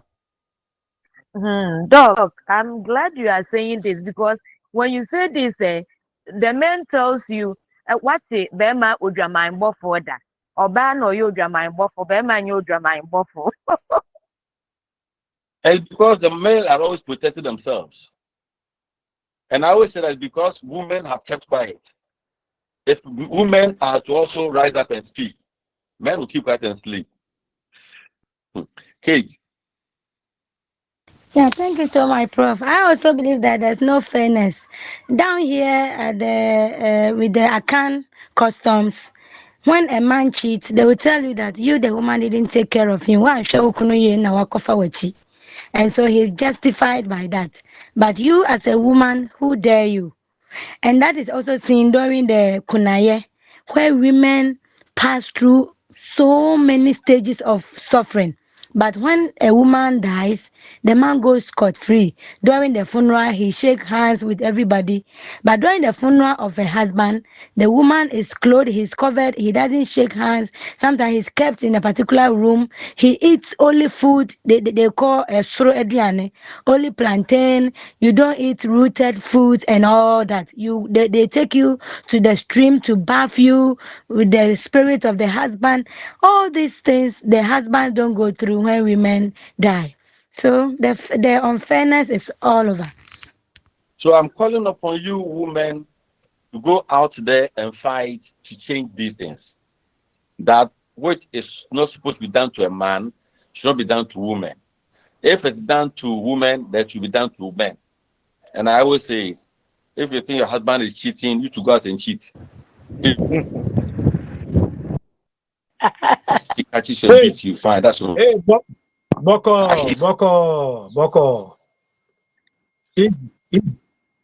Easy. Or if you're doing it, they should do it. Dog, we beg.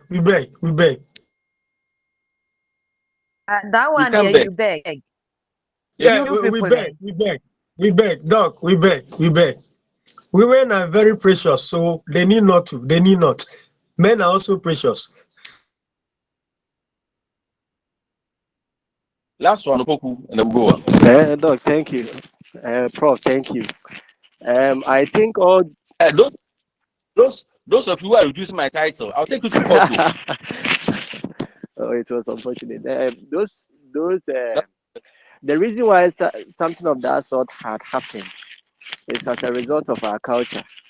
You know, almost all the cultures on this earth, that is how I have seen it, do support man's superiority over to women. And even in the Bible, in the religious sense, we know the Bible, when, in the Bible, we saw that there were these men who went and fornicated. In the end, even God himself pronounced them as righteous. We know somebody like David, we know Abraham, and so on. Who wrote the Bible? Hello. Who wrote the Bible? Unless they help me. Who wrote the Bible? Okay, look, I just wanted, we know men. The Bible was written by men. Yes, it was written by men under the auspices of the Holy Spirit. That is what the Bible says. Who determined the auspices of the Holy Spirit? Who determined it? That's the second thing altogether to talk about. Now, the point is that in this book we are reading, there's gender roles in the society. And we look at somebody like Iyaloja, right? Including the women at the marketplace. They do everything to please Ellison so as to carry out his duty without hesitation. The reason being that if there's any havoc in the society, if there's any thing in the society that is not right, there's the women and children who suffer first. It's the women and children who suffer. If there's any war, it's the women and children. And for that matter, the women will do everything to make sure that there's peace at home. What are the men? So the bride of Ellison represents wives of the colonial era, as women were to remain passive and mute when it came to matters concerning their own lives and their husbands. And that's not right. That's not proper. Even to select who to marry is somebody who does it. That's not right. That's not proper. That's not the case for Jane. Jane continuously directs the husband and is always supporting him with her words. So the one Opoku who said that you have seen this all over the world, that can never be true. In certain parts of the world, the woman has a stronger voice even than the man. Let's go to America. Let's go to Britain and work with the man. When there's a divorce or separation, things must be shared. And that of the woman sometimes becomes more heavier than that of the man. It cannot be the same thing here to Ghana. And I am encouraging the women to fight for their right. 1981-82 Beijing conference has been produced dead and gone, but still most women are stuck to the old ways of doing things. You can't be a scholar and not fight for your right. No. And let me tell you that there are professors on campus, right, who behave as most women are behaving. Hey, I'm a woman. No, I can't do this because I'm a woman. No, I hate such things. I'm a man. But I want to see women strong women who can say A, B, or C, reason and do things right. So that if it is not good for a man, it should be good for a woman. If you go to the northern part where the widowhood and the witchcraft thing is going on, go to those places. It's women alone, old women alone, and poor old women, not rich old women. If you are rich, you cannot be. If you are rich, you cannot be a witch. Who tells you? Or if you're a man, you cannot be a wizard. Who tells you? But then they're always looking out for the women too. So please, I am admonishing you, women here, men here, rise up and let's change the status quo. So we'll all be fine. In fact, if the woman is well, if the woman is well positioned or treated well, men will be happy. Men will be happy. You know of the Yasawa and then Odobroni issues that are going up and down. And some of us support it very well. So please, give yourselves, work this out, and let us all be happy. When the women are happy, you also be happy. Right. Can I continue? Hands are up.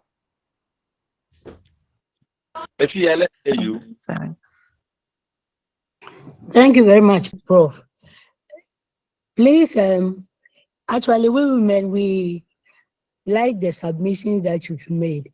But taking Jane's for instance, even though standing for herself and always trying to speak up, it comes to a point that the man shuts her down. You are not needed here. Keep quiet. Let me address this alone. and all that. And that's exactly what they do to us in society. Sometimes you may want to stand up and speak for yourself, but even your own colleagues will come in and try to, bring you down as if you are being rude or something like that. All right. Thank you, Efia. Thank you, Efia. As I've seen, is it Manuel or Emanuela? Professor, is Emmanuel. Okay, let's hear you. Thank you for the opportunity, sir. Please, about the northern culture that you're asking the women to rise up and fight, it's just like asking them to rise up and kill or die. Because inside that lies the life of the husband, the woman's husband, her children, and herself too. For example, if a woman cheats in the Frafra culture and does not say it to anybody and goes to prepare food for the husband will die. So if you're asking them to rise and fight for their rights, they are simply rising to kill or die. Thank you. So sir. what if the man also goes out to cheat and comes back home and then sleeps with the wife again? What happens to that woman too? Nothing happens to the man because the rights that is the man that goes to marry the woman. When you go to marry the woman, the rights are performed for that woman and not the man. Because no rights is performed for the man when you are married. Anyway, I am teaching and I'm advising. And I think if you are a man yourself, you try to create peace and try to make life comfortable for your wife, and your wife will be happy. Is that right? But you don't openly go do things to cause the woman pain and tell the woman to keep quiet. I don't think that is proper. Systems should work for us all to be happy. And my point is that gender discriminations must not be allowed. Whether it's culturally based or not culturally based, if it is wrong, it is wrong. It's not just about the fra thing we're talking about. It's even the fancies, the Ashantis, they are all involved. So it's not about nothing thing. I would call for a big revolution when it comes to this thing. And I don't care where it happens. What I'm saying is that let us all be fair to ourselves. Right. The last one is Juliana, and then we'll move on. Thank you, Doc. Please, I think marriage is marriage and it's not in slavery. So if you know you are married to the person and you really love the person, I don't think cheating is the best way to do. So if you think you can cheat, then the woman is also one way or the other can also cheat, because we are all putting ourselves in pain.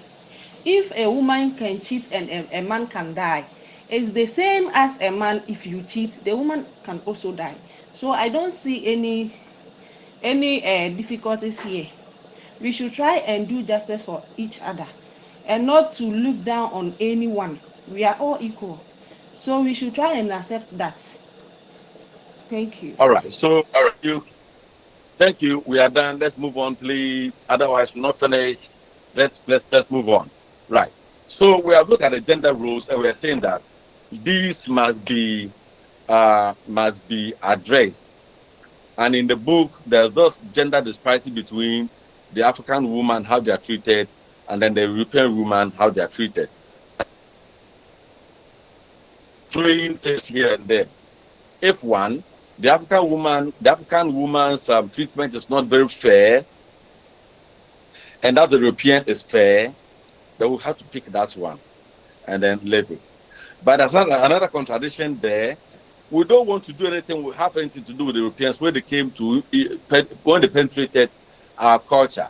Yet we want to accept what they do to their women and also do to our women. You see irony here. Right. Now we are done with the how do you call it? The themes. So we're looking at conflict in Death and King's Horseman. And when we talk conflict, we have defined it as the struggle between opposing forces.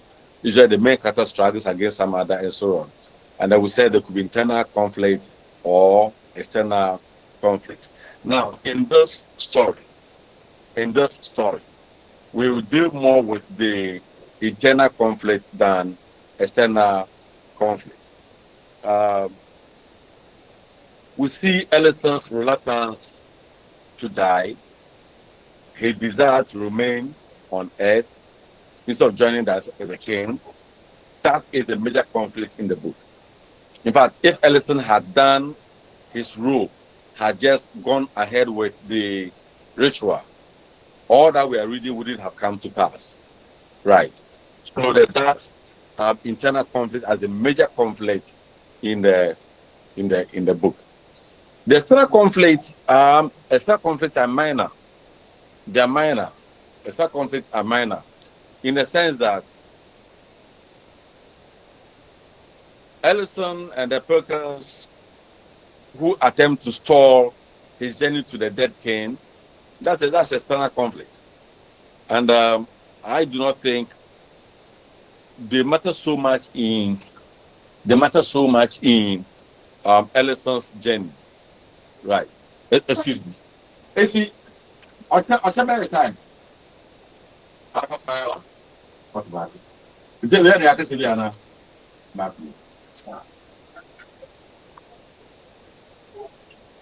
Right.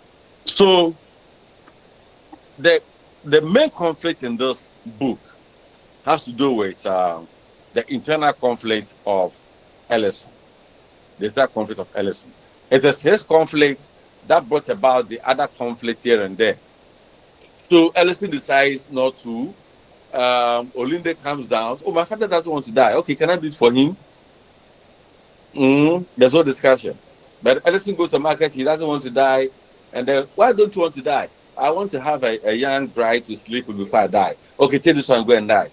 Then the young bride comes in and she's quiet. She can't say anything. Then she finishes it. And then, why are you not dying? Oh, can you give me the best of clothes before I die? Right? So if Ellison had controlled his internal conflict, things would have been straight. And I believe we would have had a different thing altogether. Right. Now, the play is in 5 acts. The first act opens with Ellison and a praise singer entering the marketplace, where they dance and sing poems in preparation of his ritual suicide. The second act opens at the house of the Pickens, where Amusa, the native officer, reports to Simon Pickens, the district officer, about the pending ritual suicide of Ellison, a local chief. The third act begins with Amusa and the 2 other constables trying to make their way into the marketplace to arrest Ellison, who is currently consummating. What do you mean of consummating?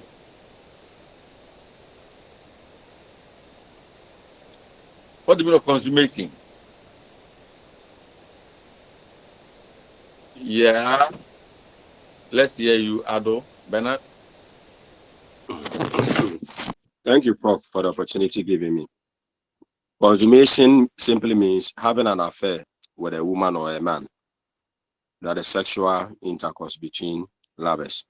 It's okay. Don't spoil our morning.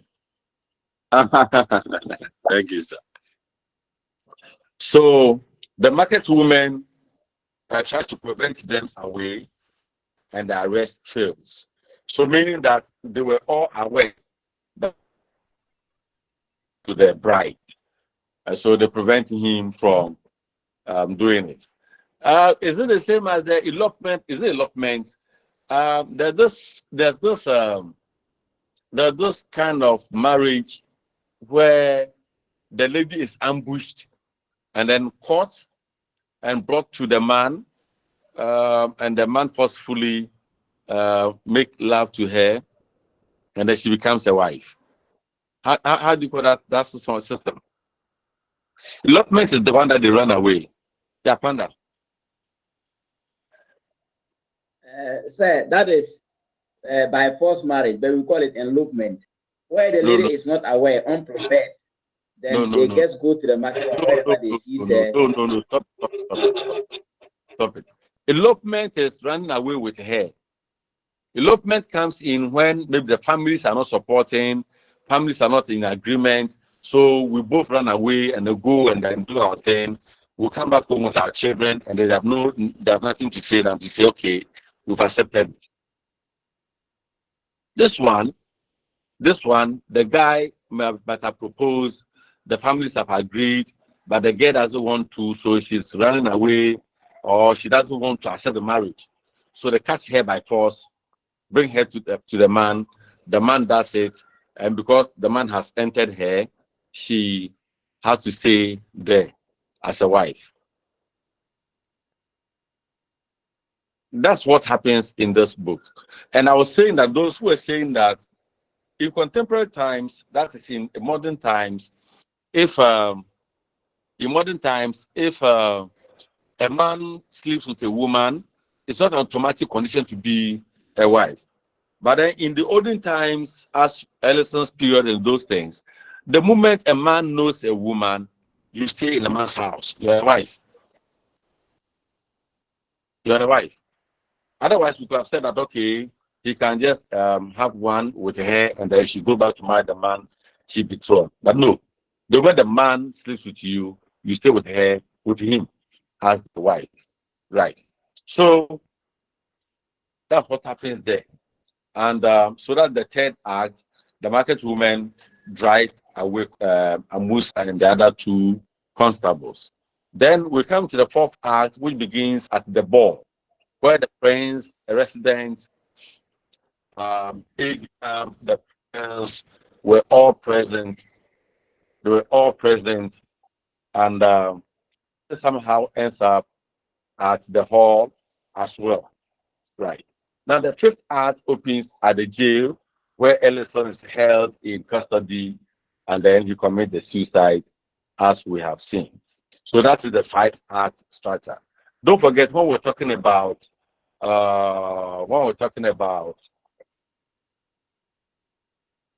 She Stoops to Conquer. I told you that it follows the five-act play of the classical times and Shakespeare times, right? And it gives us that one gives us a perfect exposition at 1, rising action at 2, climax somewhere at 3, falling action at 5, at 4, and then the resolution of the denouement at 5, right? So look at all that. Now, in the case of Ellison, we may not look at this absolute or perfect structure. We may not see this perfect structure because where is the climax? The climax would come only when Ellison has decided to die. But in this process, Ellison doesn't die, and the climax gets to around Olinde's death. That becomes the climax. And then we see what happens thereafter. So Olinde is dead. Now Ellison also wants to die. So he finds himself dead at the prison in jail. And then what happens thereafter? So between the climax of Olinde's death and the death of Ellison and the end of it, it's a short span, a short space, not as long as it's not an equal-sided thing. It's not an equal-sided triangle, right? The language of this play is a pure typical in English because we have a number of proverbs used. And the praise singer uses proverbs. Ellis himself uses proverbs. Iyaloja uses proverbs because they are speaking about rituals. And rituals are performed in proverbs and incantations.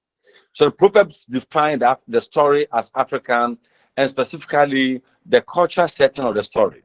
So the speakers themselves adapt over the language and the context. So if you listen to Amusa, he comes in and he tries to speak the language of his people, the Proverbs. Though Joseph decides to speak like the white man, and so on. Right. So diction makes use of One, proverbs to reflect the context of rituals. The second is the use of Yoruba language. The use of Yoruba language. And the Yoruba language is a language that's used in the southwestern part of Nigeria, some part of Togo, and then Benin. And the Soyinka, as a Yoruba man, using some of his Yoruba words as in alari, right, which means a rich woven, brightly colored cloth. The gugun, that's an ancestral masquerade. A tutu, a placatory, right? The bodu, a royal drum, and others. Now, all these help us to confirm that this is indeed a Yoruba performance. Don't forget, we have said that it is something that happened in soccer time in the 1946. So it's a Yoruba thing, and the language reflects on that. Then we come to the use of pidgin. And the use of pidgin here is a blend of Yoruba and English pidgin.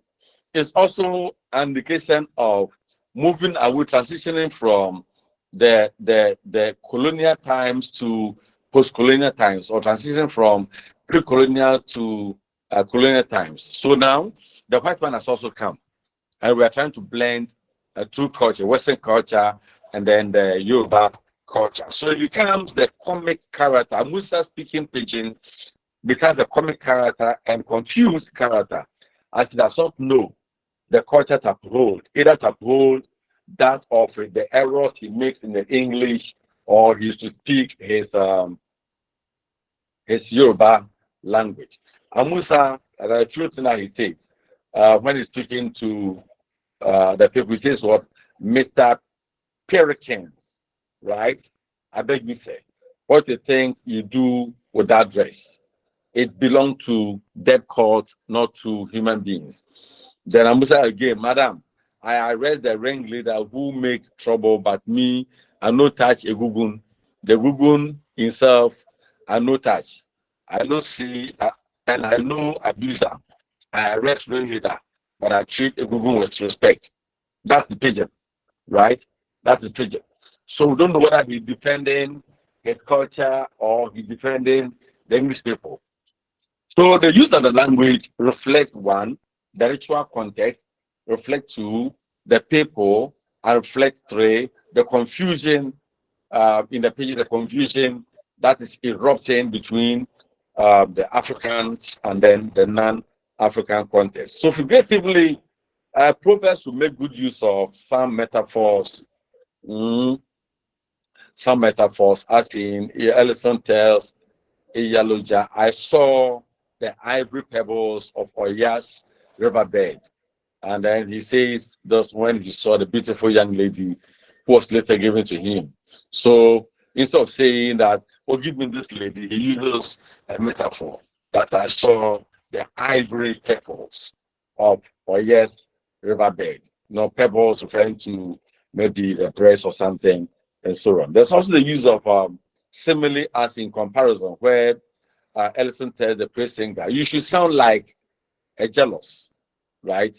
And the praise singer in return tells him, your name will be like the sweet berry, a child places under his tongue to sweeten the passage of food.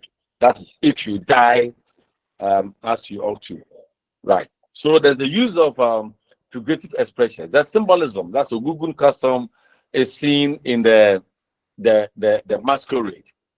The masquerade, that's the mask that the Gugun wear is symbolic of the culture, Nigerian culture, symbolism, symbolic of the sacred life of the ancestors. Yes, so Ellison is a symbol for Nigeria in all its urban culture and its continuity as well. Hence, the disappointment at beginning humbled the hand of Europeans. Yeah, Joseph, we said, is also a symbolized westernized Nigeria who betrays his own people. The bride is a symbol, because a symbol of life in death. A symbol of life in death. That's where we see, though Ellison is dead, he leaves behind a child. That's a good thing. Maybe we can talk of the whole thing. So Ellison dies, Olunde also dies. Then the bride carries Ellison's child in her womb. But I don't understand this thing so that in most cases, the first shot, then the woman is pregnant. I mean, how true is it? How true is it? Ellison just gets in with the woman, consummates more, and then the girl is pregnant. I don't know. I don't know. So the bride must turn her mind to the unborn child. So even if there's nothing, the bride has a child, and the yellow jar tells her to turn her attention on the unborn child. There's this drama book that if you read, it will be fine. It is titled Song of a Goat. Song of a Goat by John Pepper Clark, right? I will not tell you the story, but you read it. If we meet again, of course, we'll meet again to do poetry and then other things. We will definitely meet some more times, several times, before we finish this course. So I'll ask those questions. They are the captain and the ship story. The captain and ship story symbolize the sacrifice the king's husband will make for his people. Good. So there's none of symbolisms in the book. Yeah.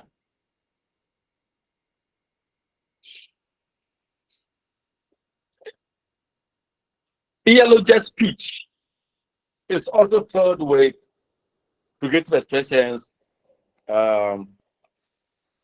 So she talks about a hunter coming home with a buffalo strung over his shoulder.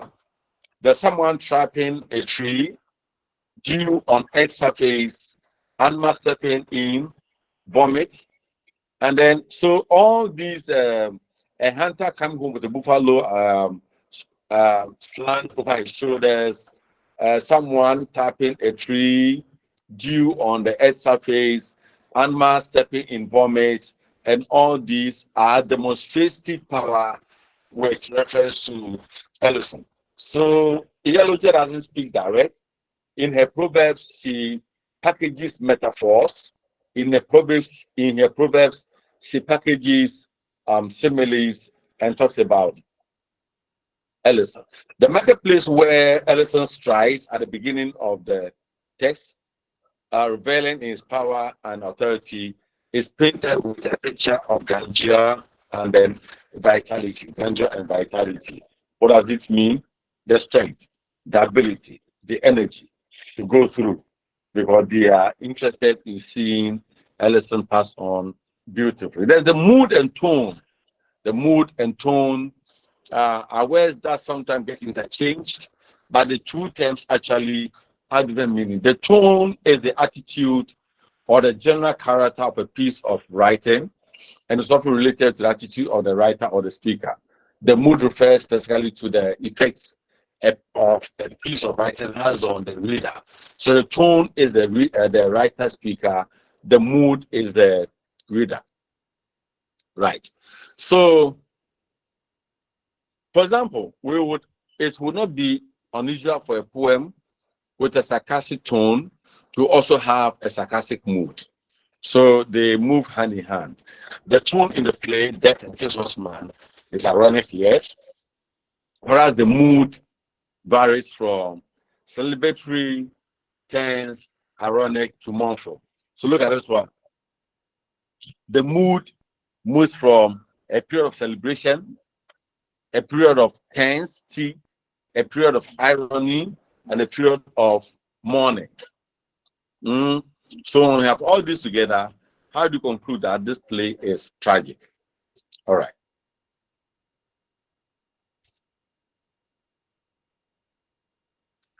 Yeah. So we have discussed the tragicomic elements in Death and the King's Horseman, and it is essential to know that most tragicomic plays are characterized by some important components. And these components include tragedy, comedy, romantic scenes, as well as happy endings, etc. So we'll talk briefly about how each of these components are found in the book. If you're looking at tragedy, then we can talk of Ellison Oba, right? Ellison Oba, the King's Horseman is a tragic hero, if I have to look at it from that sense. He's a noble man, a character trait, which fits into a certain definition of tragedy. He has a flaw, which is the pride. Is that pride? He takes pride in being the king's horseman and one who has everything at his disposal before he's dead. So see him going around asking for women, asking for clothes and all those things, and then he's given. Now his failure to die at the right time leads to a better opportunity in which he is arrested and his son commits suicide in place. There's the presence of catharsis in the play, as one sympathizes with Ellison. Not really, not really. Maybe when he's trying himself, after learning that his son has performed the spiritual sacrifice, that's where we will sympathize with him. And then you lose yourself, you lose your son also. Right. Now, comedy, though features are not clearly and vividly spelled out in this play, we must not forget that some characters, through their actions and language, lighten the mood in the play. One of the features of comedy is a humorous characterization. So we can talk of Sergeant Amusa, John, Joseph, and even the young girls at the marketplace create laughter among the readers and audience. The scene at the marketplace between the girls and Musa, for instance, causes laughter and then releases tension in the book.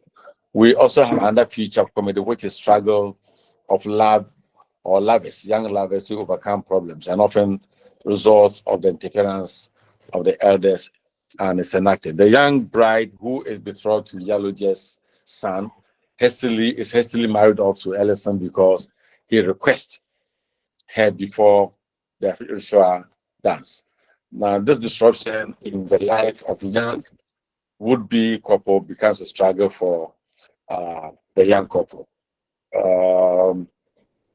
Coupled with the fact that there's this open consummation of love that we all know, that creates a kind of humor, laughter, and a kind of disgust.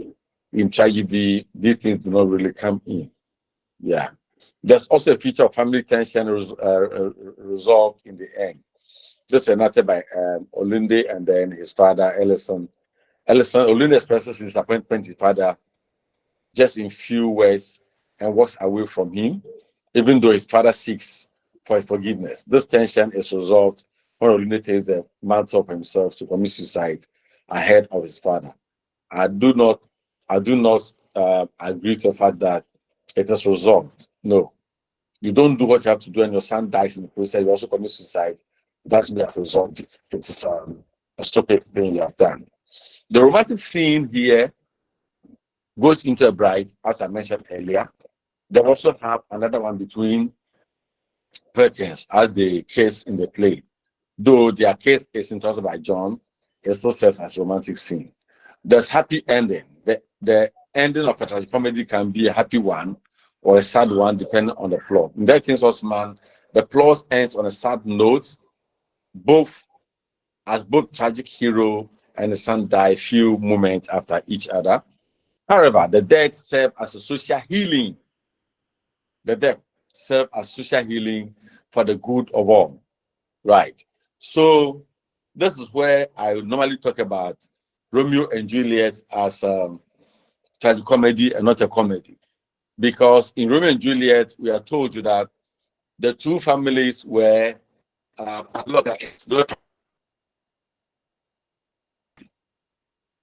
then when they died, the two families found a need to come together. So here, the death of Ellison to ancestral world, if he had died naturally, that would never have been a tragedy. That's where I'm coming from. If Ellison had died naturally, that wouldn't be a tragedy. It would be a beautiful comedy because happiness will come to the society, right? So here, father dies, the son dies, all in the attempt to bring peace to society. That cannot be tragic end. That cannot be tragic end, right? So if you're looking at the elements of tragic comedy, these are some of the things that we want to talk about, and then we will have a beautiful end. So if I ask you to discuss this play as tragicomedy. I am not saying that you should force and then tell me it's a comedy or tragicomedy or whatever. But whatever you say must make sense. You must have evidence on the book to support what you say. So, in such a question, I will expect you to show evidence of tragedy, evidence of comedy, and then draw a conclusion. You cannot start and then say that no, this is tragicomedy, and you try right on tragicomedy. Oh no, this is tragedy, right on tragedy. No, you need to show evidence of comedy, evidence of tragedy, and then you arrive on your own conclusion. If it's tragedy, fine, conclude well. If it's comedy, conclude well. If it's comedy, conclude very well. Right. Any question up to this point? Yeah, Daniel. Prof, I want you to clarify on this. When your earlier submission, you did mention of the play not having any tragic hero, but along the line, you've seen that I the book also has. said Ellison cannot be a tragic hero. We are looking at Ellison from a Aristotelian point of view, that he's a royal, he's rooted to the king, blah, blah, blah, and therefore he may. But in the real sense, you and I know that if I talk about the real actions that makes one a tragic, we can call him a tragic character and not tragic hero. We can call him a tragic character, but not tragic hero. He's not a hero. Yeah. Are you okay? Okay. I had a problem with my network, so I couldn't get you. That's okay. Bertrand? Yes, sir. Thank you, Prof. Please, sir, when we're discussing the themes, you usually made references to our respective cultures. I would like to know, in discussing the themes, no, would it be helpful that we make reference to we link it to our culture? Please listen to me. You don't, we are dealing with a text. And when I'm teaching, I teach, draw in those things to address social issues. But then when you are discussing in my questions, exams questions, you are not bringing your cultures. Just go straight to the text and then analyze the text as you see it. Your cultures should not come in at all. Is that okay with you, Bertrand? Yes, Prof. Thank you very much. Thank you. You're welcome. Any question?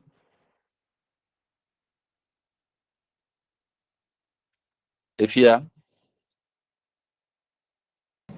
Thank you very much, Prof. Please, my confusion here is with the tragic hero. Because when you check some areas of there's no the tragic things, hero in the book. Yeah, that's what I'm trying to bring it. No one is not a tragic hero. We have tragic characters, but not tragic heroes. Okay. Thank you. All right. Any other question? Yesterday, someone called me and said she wanted us to have 1 hour discussion on how to answer questions. And I said no. I can't make that 1 hour to answer questions. We have a few minutes. If you have questions to ask on how to answer questions, please ask. Let me address them because I will not have that another meeting to discuss questions. No, I don't do that.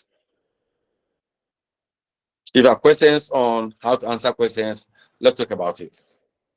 But then I've said that you're going to have objective questions for your quiz 1, quiz 2. Then end of semester, I will set some objective questions and then also provide some short answer questions where you fill in or you write some short statements. Then you have 4 easy questions. You answer 2. Now, I'm expecting that in answering those questions, you stay within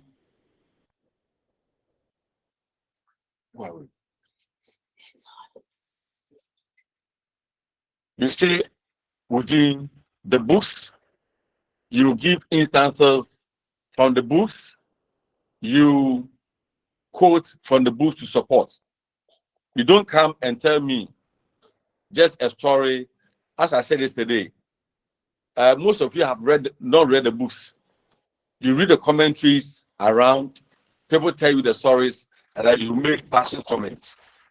The one who scores A is the one who quotes sources from the book to support it. And we discuss the book. So when we are marking, we look at the main idea stated. We look at quotations made to support the main idea. And we look at how the issue is discussed based on the quotation you have provided. That's what you do. You are not bringing in the traditional things, your cultural things I've mentioned. No, we're going to talk about that one. Stay within the book. You stay within the question. Be careful, don't deviate. Right. Hope, let's hear you. Prof, thank you very much. Prof, please, the difference between tragic hero and then tragic character, I want you to throw small light on that for me. Thank you. Who's a hero? That's why I'm a little bit confused and I need clarification.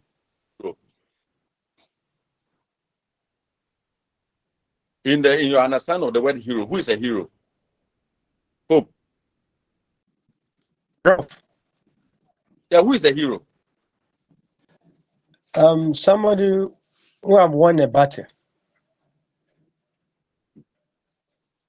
Maybe he had been to the war front and then he was the only person who came out victoriously. So do you have any such a person in the book?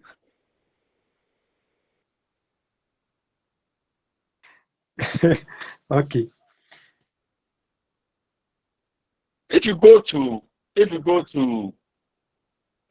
She Stood to Conquer, we can look at Kate as a hero or heroine because she goes through the process and she wins. But in this book, the one who's supposed to do a good thing for us didn't do it. So he's a tragic character because something bad happens to him. Tragic character because something bad happens to him. He loses his son. He dies stupidly at the end, that he will not even become an ancestor. That's a tragic character, but not a tragic hero. Okay. Manuel, let's hear you. Okay, Professor. Please, sir, now that we are to quote from the book when answering the AC questions in the end of semester, please, can you kindly give us some area to focus on? I don't do that. You have to read the 3 books because the questions will come from the 3 books and other things. So read all the 3 books. There's nothing to say, areas to focus. My questions cut across. So if I give you areas to focus on, you will do yourself a great disservice. So go and read the books. Fortunately, they are not big books. They are tiny books. All the 3 books will not even add up to 200 pages. Please. Yeah, let's say you are Panda. Thank you, Prof. Please, Prof, my concern is on how to answer the questions. You know, the texts are some way a lengthy one. So in the case you are answering the question, then you are making a reference to the text. Then you couldn't make actual or you couldn't quote directly and you paraphrase it. Will it be penalized for paraphrasing?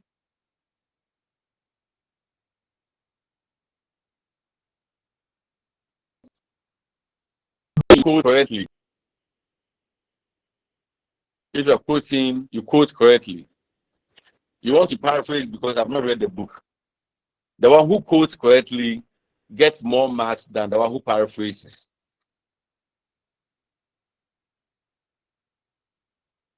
Daniel. Okay, thank you, Prof. Please, I wanted to find out whether we are going to have objectives as well as theory questions from all the books for the quizzes for the main exam, and if the both objective. both quiz and main exams, there will be questions from all the books, objectives, and then written.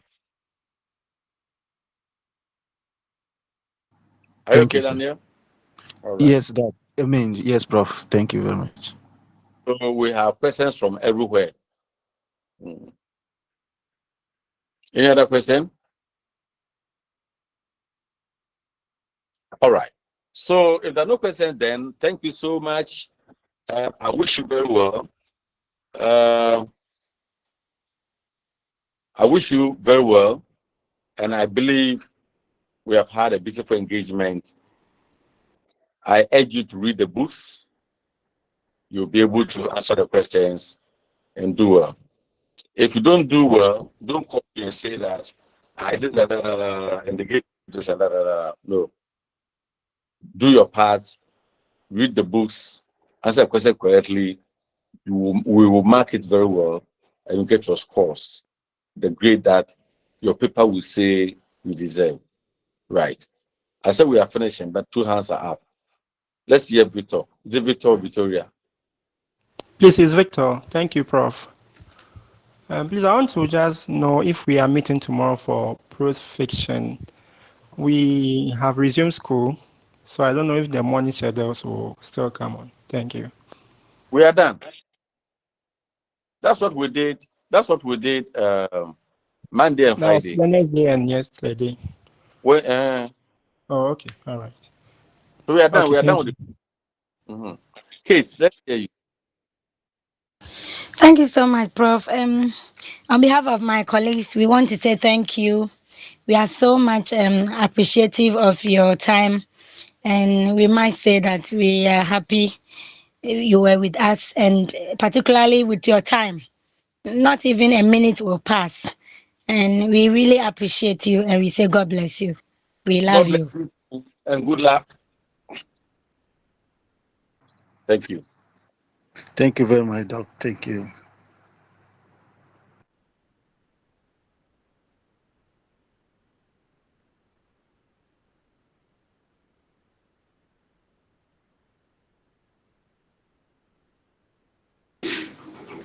Please, Mama Kate. Yes. Please, give me your number right. I'll call you. Are you sending Momo or you are calling? I'm calling. Oh, just send Momo. I have something to discuss with you. Sure. Yep. It's in the message, in the income message. Income message. Okay.